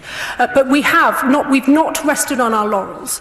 I have written to the Scottish Government and to the Northern Irish Department to ask them whether they will legislate in their own territories to replicate this across the country. I'm delighted to say that the Scottish Government is looking at its own measures. I'm sure my honourable colleagues for the Scottish National Party will have their own thoughts on devolved matters and the UK Parliament respecting that. But I must, I'm afraid, bring the honourable member back to the central subject of the bill, which is this is about tackling domestic abuse. I know it's something she feels strongly about. It's something that many members across the House feel strongly about. We must focus on this bill. Please, let's not have taunts thrown across the dispatch box. Let's work together to ensure that this bill is in a good state when it comes back to the House and is introduced formally. And she, at the end, asked me about bringing this back for scrutiny. We have said from the very beginning that this is a draft piece of legislation and it will be scrutinised by a joint committee of both houses. We anticipate that taking about 12 weeks, and once the committee has produced its recommendations, we will of course look at those very carefully before we introduce the full bill. And I would just say, whatever she may have read in the paper on Sunday, don't believe everything you read in the paper. I just think we really do have to remember the people that we are trying to help through this bill. And I have to say, I've been delighted at the cross-party consensus on this bill. Let's work together so that we stop this cycle of violence and we help the victims of domestic abuse. Anna Soubry. Thank you very much, Mr. Speaker, and I commend the Minister and indeed the Government on this bill. It's a very good bill, and as I say, it's to be highly commended. However, I very much share the concerns of the Honourable Member for Walthamstow. I am gravely concerned that this is, in effect, a way of stopping what should be happening, which is a fundamental reform of the laws in Northern Ireland so that women in Northern Ireland have exactly the same rights as women in my constituency. Can I ask the Minister this? And forgive me, Mr. Speaker, because I genuinely don't know the answer. Are there any civil remedies in this bill? Because if there are, then I'm afraid the Minister's response falls absolutely flat, because civil remedies are relevant across all of the United Kingdom, and therefore the scope of this bill immediately needs to be changed. I'm extremely grateful to right honourable friend, for raising this, and I know how passionately she, in her time, not just in this place, but in her previous career, has worked to help the victims of domestic abuse. In relation to her concerns, I note her concerns. And she knows that I too have my own concerns, although this is not for today. And I'm sure she joins me in urging all of those people who can make a difference in Northern Ireland to get around the table so that they can represent and they can deal with this in the devolved administration. In terms of civil remedies, we've sought to consolidate the range of orders that are in existence at the moment, which can be very, very confusing, not just for victims but other professionals involved in safeguarding victims, that we're seeking to consolidate the range of orders available to protect victims in domestic abuse protection orders. They apply across the courts, so family as well as civil courts, but also criminal courts. And so on that particular issue, I will happily take that away. But I have to say, my understanding does not accord with hers, but I'm very happy to take that away. Carolyn Harris. Thank you, Mr. Speaker. As a Welsh MP, I have every confidence that the Welsh Labour Government is working towards delivering an excellent strategy around support for victims of domestic violence. I have no doubt the same is true in Scotland. I totally respect the concept of devolution, and it works. But with the absence of Stormont, victims in Northern Ireland will only see the progress being made in other parts of the UK as further evidence of where they are falling behind in support services and legislation available to them. We already know that in Northern Ireland they have no coercive control law and no stalking law, and the current controversy over the legality of abortion rumbles on. We need the Secretary of State for Northern Ireland to take firmer action so that we can see a return to devolved government. The good people of Northern Ireland deserve the same rights as everyone else in the UK, and currently they are not getting this. They are not protected by a devolved government because of Stormont suspension. Even in today's Northern Ireland question, we have been calling for the return of devolved institutions. We believe that support and services for victims of domestic violence in Northern Ireland are best made in Northern Ireland. But after 2 years of no government, the situation is stagnant. The people of Northern Ireland are suffering the effects of this political hiatus, none more so than the victims of domestic violence, as their voices reverberate in an echo chamber. I know that no MP in this place would believe the politics and strategies that support our constituents should not be afforded to the people of Northern Ireland. And one of the most notable issues is that of abortion. Human rights issues are not devolved to the Northern Ireland Executive, and as such, issues around women's productive health are the responsibility of this Home Secretary and other relevant ministers. Decisions on the provision of public services, legislation and support for the Northern Ireland need to be reached urgently. And if there is no likelihood of Stormont reconvening very shortly, then this government needs to take responsibility to protect and support the domestic abuse victims of Northern Ireland. Well, as always, I'm extremely grateful to the honourable member, indeed my honourable friend. She and I are agreeing furiously on the hope and aspiration that those who can make a difference and who can express the wishes of the residents of Northern Ireland, which I hope we all accept, may not agree with our individual viewpoints on, for example, abortion, but that is why that particular topic is devolved. And I'm sure we all, and I know the honourable member does, we all encourage them to get back round the table to sort this as well as many, many other issues. But again, I gently remind colleagues this is about domestic abuse, and although sadly some abortions may be as a result of an intimate abusive relationship, not all abortions fall into that category, and I'm just very keen that we try and focus on the victims of domestic abuse in this bill and our scrutiny of this bill, because they are the people we really are trying to help with the passing of this particular piece of legislation. Fiona Bruce. Let's call this out for what it is. It is part of an orchestrated campaign to alter abortion laws in Northern Ireland and here, and to replace those laws with extreme proposals for which there is no public appetite whatsoever. Does the Minister agree that it is highly inappropriate for such campaigners to hijack the domestic abuse bill in this way, undermining a bill to support victims of domestic abuse and their families, and that it is equally inappropriate to interfere in a devolved matter, a matter that's been devolved for almost 100 years, that would set a dangerous constitutional precedent, a precedent of interference that would undermine the Good Friday Agreement itself? Well, the honourable lady, I thank her for her question, demonstrates the range and the depth and the passion with which views are held across the House on this topic of abortion. And I'm grateful to her for reminding us that this bill is, as it says in the title, it's a draft domestic abuse bill. I very much note her observations about the political structure in Northern Ireland, and again, I'm not sure this urgent question is the fora in which any differences or changes to that are going to happen. But I'm grateful to her for her question, and I think again it just underlines the point we've got to keep in mind the subject matter of this bill, which is we're trying to tackle domestic abuse. Joanna Cherry. Thank you, Mr. Speaker. The situation in Northern Ireland as regards women's rights, particularly abortion rights, is deplorable and it requires to be addressed.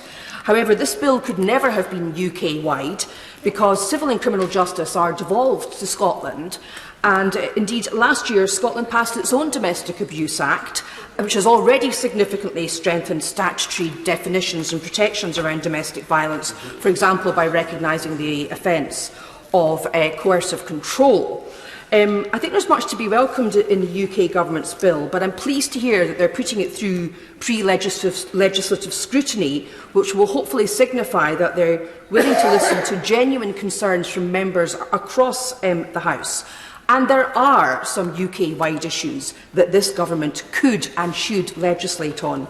My colleague, the Honourable Member for Central Ayrshire, has led the campaign calling for default separate payments and universal credit to protect the victims of domestic abuse from financial coercion, and we on these benches were dismayed that that was dismissed out of hand by the Department of Work and Secretary of State for Work and Pensions. So will the Minister speak to her counterparts at the DWP to urgently introduce default separate payments, or at least create provision for the Scottish Government to do that, because of course that is one of the many aspects of welfare powers which are not yet devolved. There's also, as has been mentioned by others, the insecure immigration status of women who are victims of domestic violence. And I want to know what the Minister is doing to extend the eligibility of the destitute domestic violence concession so that it supports more migrant women, and more generally what discussions she will have with her counterparts to support migrant women who are the victims of domestic abuse throughout the United Kingdom. I'm very grateful to the Honourable and Learned member for her astute and concise analysis of the legal position. And may I also put on record our thanks, the UK Government's thanks, to the Scottish Government for the work they do with us on this and other associated crimes, such as, for example, stalking and harassment. She's absolutely right. This is we are being, I hope the House realises, we are being very much open and transparent about the process of this bill. It is a draft bill, specifically so that there can be a joint committee, which is an unusual level of scrutiny, I think it's fair to say, for the House, a joint committee of both Houses to look at the detail of this bill and to see whether there are improvements that can be made. On the specific issue of universal credit, I know very much the issues that have been raised on these benches. There are already a range of special provisions for victims of domestic abuse, for example, temporary accommodation, easements, same-day advances and signposting to expert support. But I do welcome the recent measures introduced by my right honourable friend, the Secretary of State for Work and Pensions, regarding payments to the primary carer. We will continue to work on this together. But I do make this observation. We all know, those of us who take a particular interest in this subject, that, of course, economic abuse, all forms of domestic abuse, has no regard to income levels, job status or whatever. So we must make sure that our answers are right, not just for those on low incomes, but also women who perhaps don't need recourse to the welfare system. Maria Caulfield. Thank you, Mr. Speaker. Can I echo the words of actually the Shadow Minister to agree that there is a democratic deficit in Northern Ireland at the moment, and in Northern Ireland questions this morning, that we heard that there is no mental capacity legislation currently in Northern Ireland. On our select committee, we've heard that they're still working to statements rather than EHCP plans. The suicide strategy is sitting there but cannot be implemented. We've got the issue of equal marriage. This is much bigger than this bill, and just to change this bill to deal with one issue actually undervalues the role of devolution. The priority must be about getting the Assembly functioning back in Northern Ireland and dealing with all the inequality issues which are so important to the people in all communities. Very much. I'm grateful to my honourable friend for setting out the political complexities of this, but also the impacts for people living in Northern Ireland. And again, I'm not sure we can solve the issue of devolved politics in Northern Ireland on the floor of this urgent question, but we have very much contacted the Northern Irish, the Permanent Secretary who is currently acting in a temporary capacity in relation to Northern Ireland, because we do want to see what can be done to help women in Northern Ireland as well as in England and Wales. Diana Johnson. Speaker, I have a great deal of time for the Minister, but I wonder what she really thinks about how long it is acceptable to use the problem of the being no assembly in Northern Ireland for this House not to act on the breach of women's human rights in Northern Ireland, which we have debated at length in this chamber. And I'd be interested to know what the Minister has to say about that. Well, I'm extremely grateful to the honourable member who I note her campaign on the particular issue of abortion and decriminalisation of the law regarding abortion.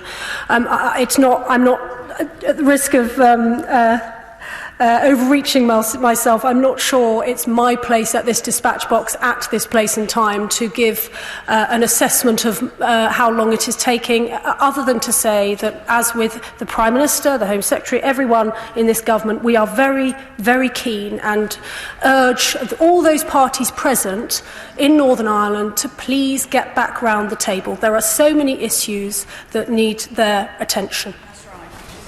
Ellen Whately. Mr. Speaker. Can I ask my honourable friend to confirm two things? Firstly, that she is committed and determined to tackling domestic abuse in all its forms, and secondly, that she's determined to improve the rights and protections for women across the United Kingdom. I'm very grateful to my honourable friend. Yes, what I hope, as this bill makes its passage through pre-legislative scrutiny, but also through this House and the other place, I hope what will happen is that people who perhaps aren't as passionate about tackling domestic abuse, or it hasn't become a priority for them yet, I very much hope that the message will get out to people that domestic abuse isn't restricted to acts of violence. It can encompass sexual abuse, it can encompass coercive controlling behaviour, it can encompass economic abuse. And more interestingly, since we launched the draft bill last week, I have been inundated with emails from victims of all different forms of domestic abuse, seeking help, saying thank you for recognising the hell they are going through. And that in itself, if every member can help us inform and educate people as to the forms of domestic abuse, that in itself will be incredibly powerful in terms of helping victims. Jim Shannon. Speaker, my party, the Democratic Unionist Party, recognises the importance of tackling domestic abuse and supporting victims of domestic violence. However, there is a devolved issue in Northern Ireland, and the need to strengthen legislation should be dealt with by the Northern Ireland Assembly. If the honourable member wants to amend the bill to change the law on abortion in Northern Ireland, then this would breach the devolution settlement. The emphasis should be, must be, has to be to restore devolved government in Northern Ireland. The government and all members of this House, both sides of the chamber, should respect the right of the people of Northern Ireland to deal with these matters through their elected assembly. Well, as the honourable gentleman, of course, speaks for his constituency, and I'm pleased to hear that he is urging others in Northern Ireland to get back round the table and help to deal with these many issues. But as already been pointed out, this is but one important issue facing Northern Ireland and the United Kingdom as a whole. Vicky Ford. Very much. Can I thank the Minister for this bill, which I do believe will transform the way we deal with this horrific crime, which largely impacts on women, although men, of course, can be impacted by domestic violence as well. I think it's totally despicable that politicians in Northern Ireland have left such a void in this and other areas now for 2 years. But can the Minister confirm that the devolved powers, which mean that this bill has to be only England and Wales, have actually been devolved for many decades? I'm grateful to my honourable friend, and she's absolutely right, actually. I'm particularly grateful to her for pointing out that although the vast majority of victims are female, indeed of the 2 million people affected, it is estimated that 1.3 million are female. Nonetheless, men can, of course, be victims of domestic abuse as well, and that's why, through the non-legislative package of measures which sits alongside the bill, we are also investing in for example, a specific helpline for male victims, because we understand that they face particular stigmas in terms of being a male victim. They may feel even greater pressure not to seek help. But on the point about the nature of the laws, the criminal laws underpinning the prosecution of domestic abuse offences, she's absolutely right. I mean, the Section 18 of the Offences Against the Persons Act dates back to 1861. Was part of the UK. Jess Phillips. Thanks. I would just like to point out that in 1861, there was no devolution. The whole of Ireland was part of the UK, so things have somewhat moved on since 1861. Anyway, that wasn't my question, Mr. Speaker. I just had the indulgence. I'm going to ask about domestic abuse, and I'm going to ask specifically why the bill, currently, in its current form, and I accept that may well change, and I certainly will be seeking to change it, does not have any statutory or immigration law changes in it to protect migrant women. I know throughout the consultation that there was a very strong push about how this bill will not help any women unless it helps all the women. We have to leave no woman behind, and currently migrant women have been left behind by this bill. If we extend it to have immigration law in it, of course the extent of the bill will be expanded, and I asked the Minister, would she welcome that? Well, I'm extremely grateful to the Honourable Lady, who needs no introduction in terms of her experience and expertise in this area.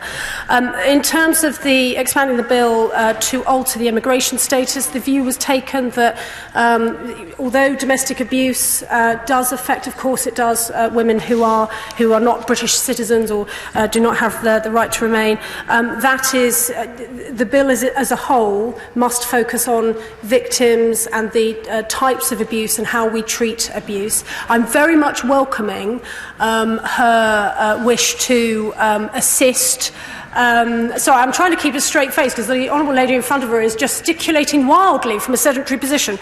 The Honourable Lady knows that I will welcome her contributions during the scrutiny process. Indeed, I hope she'll be involved in it. I do note, of course, that there are various provisions in place to help women who, for example, have come across on a spousal visa, but both the Immigration Minister and I are very alert to those the challenges that those women face and are very keen to work with her.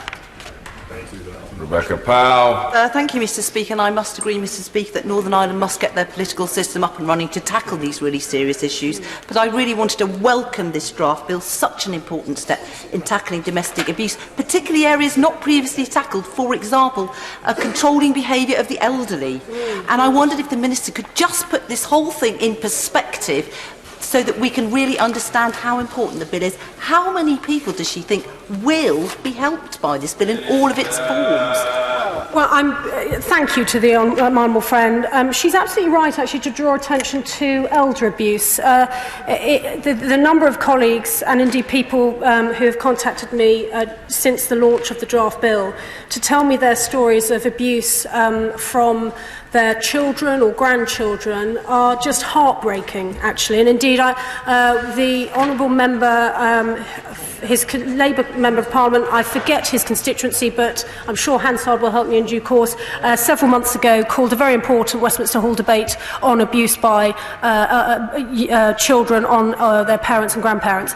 And so this is something we are keen to uncover and to shine a light on, because if you are a parent and you are being abused by your child, again, the stigma, the shame that victims so unfortunately and I think wrongly feel is compounded even more, because people parents feel that they should be able to control the behaviour of their children and so on. So we want to shine a light on this and say to everyone, whether they're parents, children, grandchildren, the abuse in your home is not right, and we are here to help. Liz Kendall. The Minister failed to answer the central question raised by my honourable friend, the member for Walthamstow. Who decided to exclude Northern Ireland from this bill, and was it discussed with the DUP? Hear, hear. So the process, as the Honourable Lady knows, any bill that is put forward has to go through various committees of government to ensure that to ensure that cross-government, given we have collective responsibility, that it meets with the approval. I do not know any meetings she has talked about with the DUP. I will happily take that away, but as far as I was concerned, I looked at the bill, I've examined it very, very carefully, and it seems to me the central point about devolved matters, I'm afraid, applies, and I know it doesn't meet with the approval of the honourable member, but the fact is that the law is the law, and we are having to build a bill around it. We have, as I say, I have written to the devolved Assembly in Scotland and to the Permanent Secretary in Northern Ireland, and those communications are ongoing. Hugh Merriman. Thank you, Mr. Speaker. The Supreme Court judgment made it absolutely clear that lawmakers would have to change the law to give greater rights to women from Northern Ireland in the circumstances that was discussed.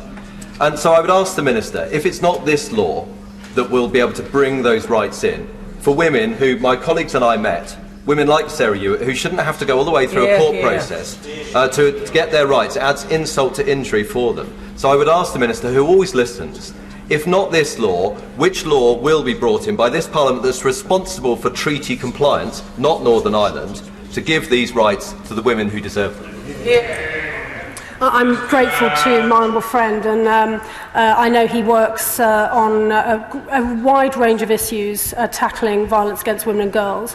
I return to the point that, well, first of all, the case he refers to, and I don't want to be legalistic about this, but he's asked me specifically, if he recalls, the Supreme Court judgment was not able to deliver a full ruling on that because the litigant bringing the proceedings was not judged to have locus. I have to say that because that's the situation. I obviously can't comment, mustn't comment on the specific case that has been referred to in the Chamber that is going through the court process at the moment. But I return to the point that this is a bill about domestic abuse, and we have to focus on the subject matter of the title of the bill, and any matters in relation to devolved powers is part of a much, much wider debate across government. Christine Jardine.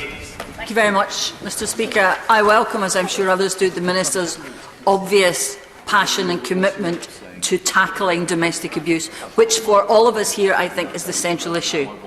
As someone who believes passionately as well in devolution, I would like to ask though, devolution means to transfer or to delegate power to another body. That body at the moment does not exist. Devolution does not mean to abrogate responsibility. Those women are citizens of the United Kingdom, and the United Kingdom government has a responsibility surely to respect the views expressed by our own Supreme Court and the United Nations that the human rights of women in Northern Ireland are not being protected. Does the Minister not agree with me that that should be the overriding principle in this, not whether or not the devolution, which is not working at the moment, should be preserved? The Honourable Lady, and I thank her for her kind comments, the Honourable Lady has perhaps recognised the situation we find ourselves in that these matters have been devolved, and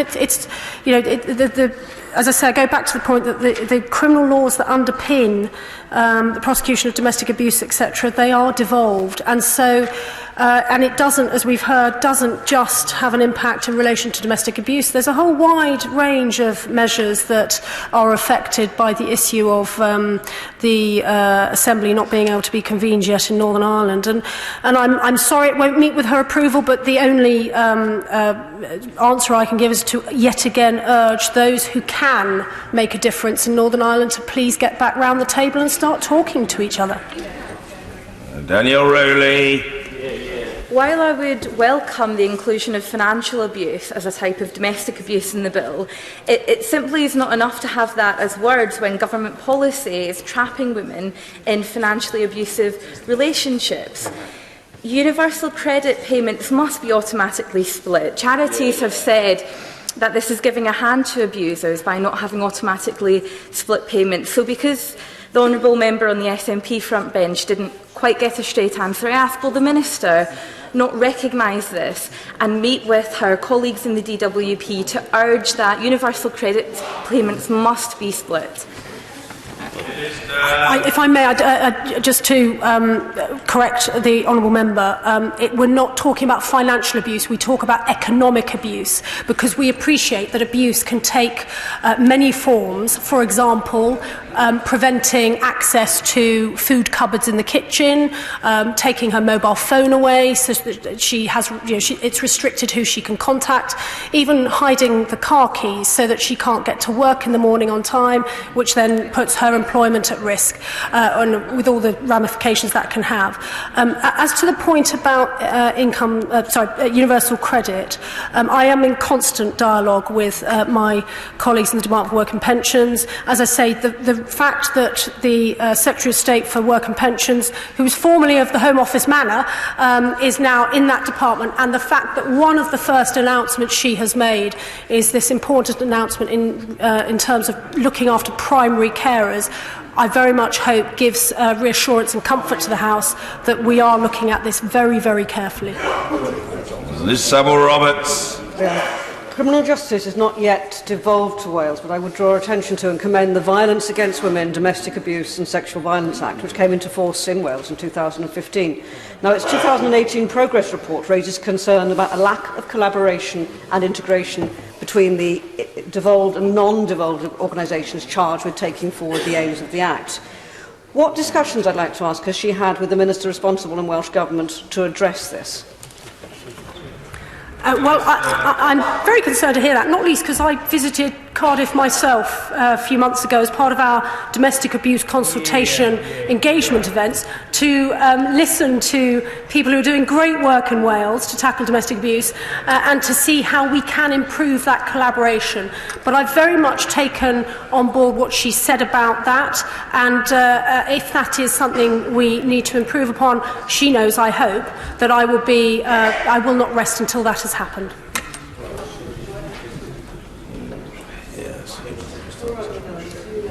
Martin Whitfield.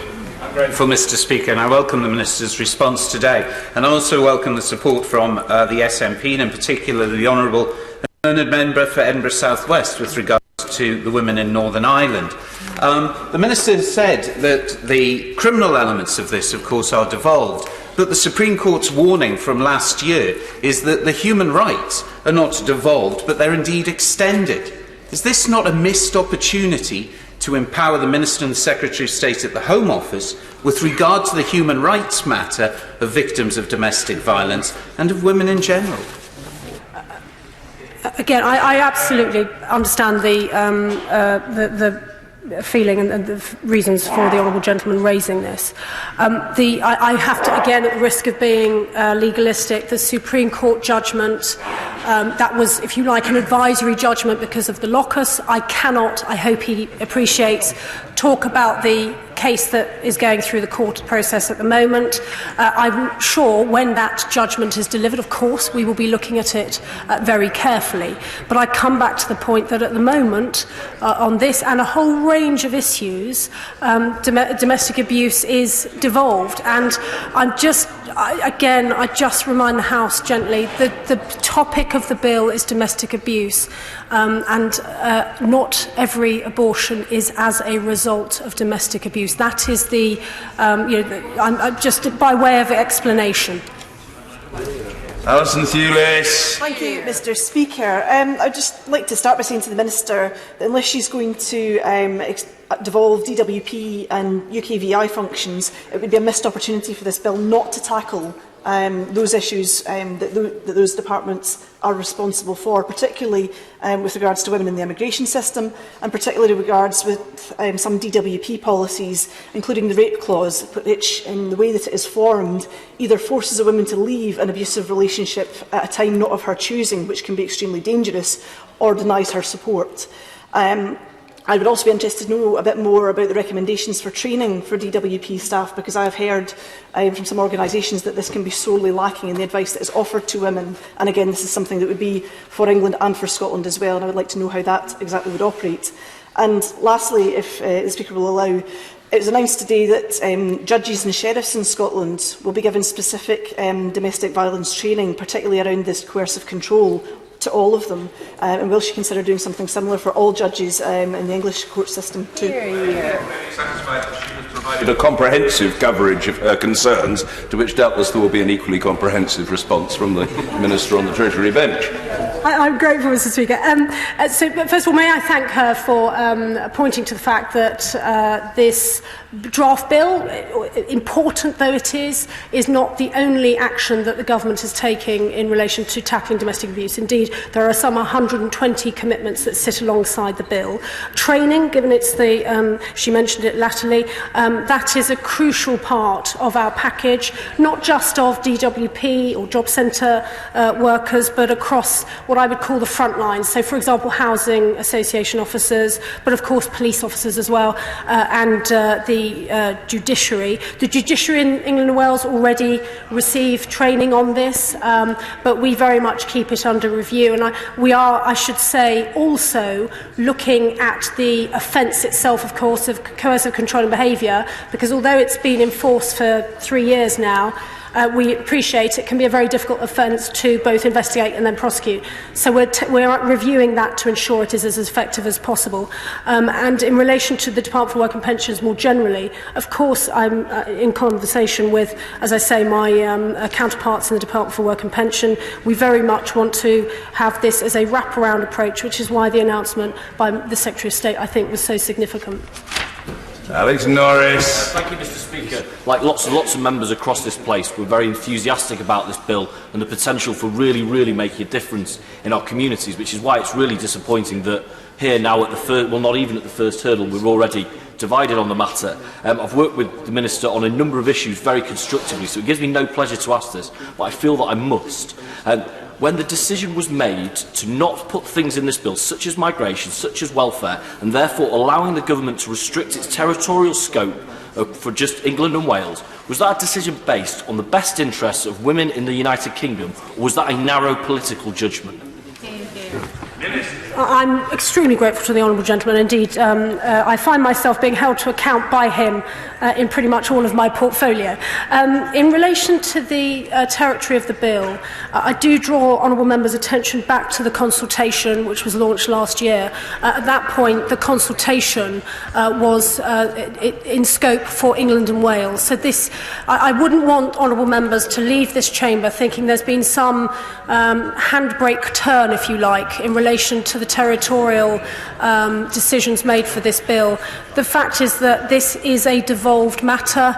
It is why I'm speaking or have written to the devolved assembly in Scotland, the government in Scotland, and also our Northern Irish counterparts to see if we can reach agreement as to whether or not they want to implement these measures as well. And I hope he understands that all along my motivation for this is to help the victims of domestic abuse, not just today, not just of those victims who, when I was prosecuting in the criminal courts 15 years ago, I couldn't help them because none of these measures were anywhere near coming, but also victims in the future, because we all know the impact that domestic abuse can have on children growing up in abusive households.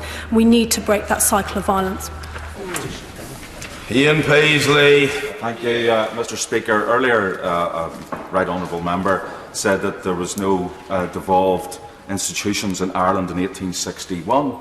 Of course, in 1840, under Daniel O'Connell, the first Home Rule movement commenced, and by 1861 the second movement was well underway, leading to devolution and the creation of 2 parliaments in Ireland. I think it's important to have that on the record.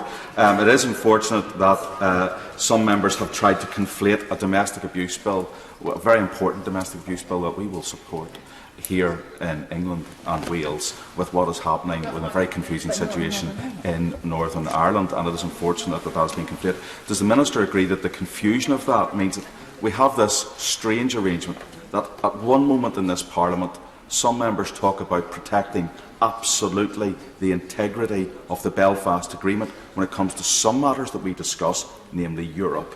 But then when we move to domestic arrangements that are specifically devolved under the terms of the Belfast Agreement, we can suddenly cast those arrangements totally aside. That confusion has got to go. We either accept devolution, we accept it, we implement it, or we do what the Labour front bench seems to be saying, and that is introduce direct rule. Well, may I thank the honourable gentleman for his history lesson on Ireland and Northern Ireland. I mean, again, he makes the point eloquently that with devolved matters we can't pick and choose, and it is the mention of the Good Friday Agreement, I hope, just reminds us all, if we need reminding, as to the particular sensitivities in Northern Ireland, how we've reached where we are today in its broad history, but of course very much hoping that those who can get round the table do so that we can sort these matters and other matters out. Andy Martin. Thank you, Mr. Speaker. Was this bill vetted by the Cabinet Office in relation to the Confidence and Supply Agreement? I do not understand what the gentleman is trying to get to. I've already said that this bill, like every piece of legislation, has to go through what's called right round. It's where every government department, which includes the Cabinet Office, considers the bill. And I'm very conscious of the responsibility that I have as the Parliamentary Under Secretary of State at the Home Office, but also, of course, the fact that we share this bill with the Ministry of Justice. This is the way in which the bill has been developed, created. The consultation, as I say, last year was clear in its scope, and we're bringing this bill forward in good faith. Thank you. Point of order, Jess Phillips. I apologise, Mr. Speaker, for not giving you advance notice of this. It just came to me. If this matter is for England and Wales, can I just clarify? Oh, actually, can I clarify to the Speaker that if that is the case, that this bill is just for England and Wales, that the rules of evil will be in place in regard to this bill, and of course, members from Scotland and Northern Ireland will not be invited to vote on anything to do with the domestic abuse bill. I think it would be somewhat premature of me from the Chair to offer a judgment on that matter at this time. Certainly when legislation that is potentially open to such designation, it is the normal practice that I am advised on it, that I see the paperwork relating to it, and that a view is formed. So that is something of a holding response, but the matter is clearly going to be live. It is, of course, a draft bill to be considered, I think, by a committee, and it seems to me unimaginable that this point will not be further explored, both during consideration by the committee and subsequently. And I think that the Honourable Lady is herself a living testimony to the truth of what I have just said. It is unimaginable that it will not be the subject of further discussion, questioning, and therefore a requirement for ministerial response. And obviously, I should just say, as much for the benefit of people attending our proceedings as for members in the Chamber, the very fact that I granted an urgent question on it, I think it's the 550th urgent question, is testament to the fact that I regarded it as a matter that warranted the attention of the House and the response of a minister in the Chamber today.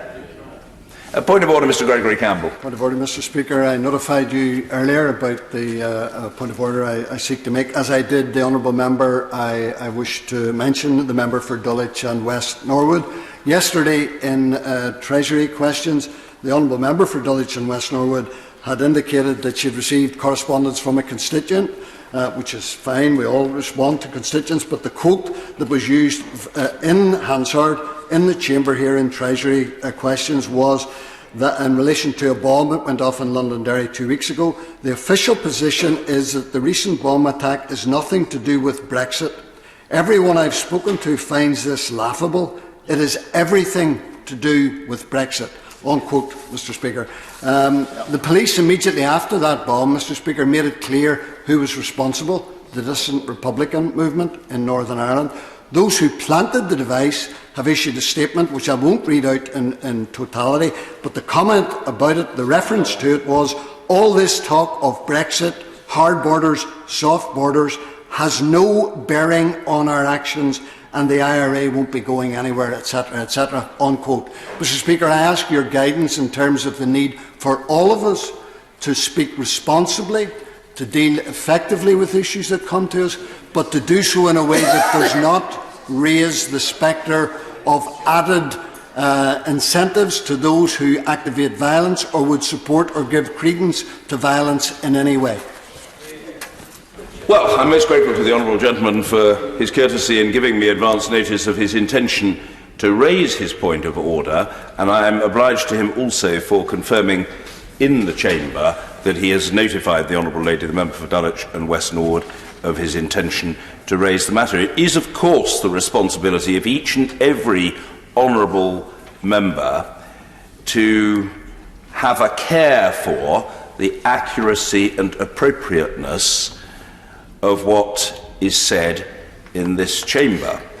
It has to be added that in saying what they think is accurate and appropriate, very often other honourable and right honourable members disagree with their assessment.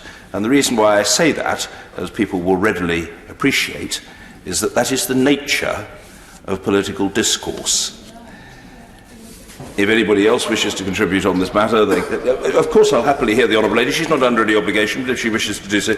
So I hope that the honourable gentleman will feel that he has registered his point with his usual force and courtesy, and it is on the record. Point of order, Helen Hayes. Thank you very much, Mr. Speaker. And I also thank the honourable member for advance notice of his point of order. I hope the honourable member will respect that yesterday I quoted verbatim from a constituent of mine who works and is an employer in the honourable member's constituency in Northern Ireland and has spent extensive time there for over several years. The question was not conjecture, but a report of reality on the ground. Responsibility for individual despicable acts of violence clearly rests squarely with the perpetrator, but after 30 years of the Troubles, peace in Northern Ireland was painstakingly negotiated through the Good Friday Agreement. The constituent has been raising concerns with me for several months over escalating tensions in the community in Londonderry where his business is based. These issues and the impact that Brexit is already having on a fragile and complex situation in Northern Ireland have been reported widely, but there has been very little discussion of them in this chamber. Yet they are of an order of magnitude which demands that they are raised. If the DUP will not raise them, where I have cause to via my constituents, I will do so. The Prime Minister has so far failed to give any details of alternative arrangements for the Irish border to provide reassurance that a frictionless border without infrastructure is possible. Order. No, I have indulged the honourable. I have indulged the honourable lady who always addresses the House with great courtesy, but I hope she'll forgive me. She's very forensic, but she was reading out what amounted to a speech on this matter, and therefore it strains credulity to suppose that it could be characterised as a point of order. She has made her point. I have no wish normally to cut her off, but she has made her point with considerable force and insistence, and she enjoys the benefit of the endorsement of her right honourable friend, the member for Exeter, who has just observed from a sedentary position that she's made her point very well. So I suspect that her cup runneth over, and I think that she should leave it there. I think she should leave it there. Oh, very well. Point of order, Minister Ben Wallace.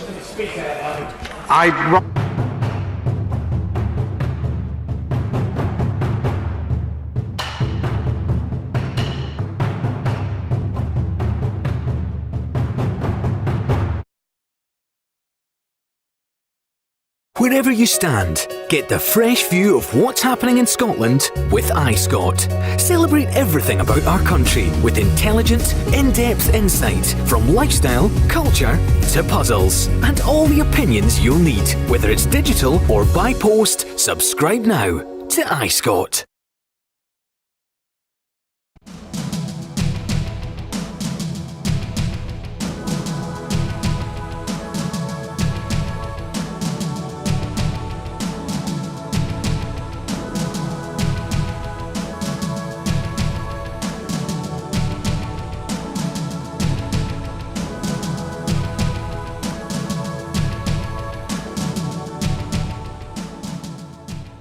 Well, it's lovely to be out on such a sunny evening in Edinburgh, but it's a shame that we have to be out tonight protesting against the two-child cap and the rate clause.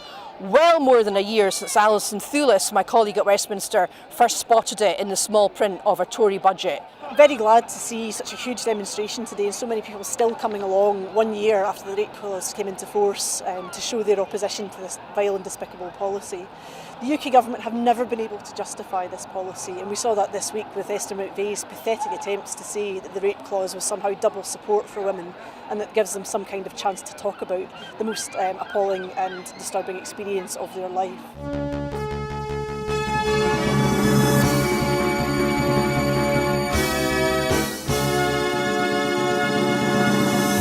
As you can see behind me, we're at the very beginning of the All Under One Banner rally. You can obviously hear the pipers behind me as events are about to kick off.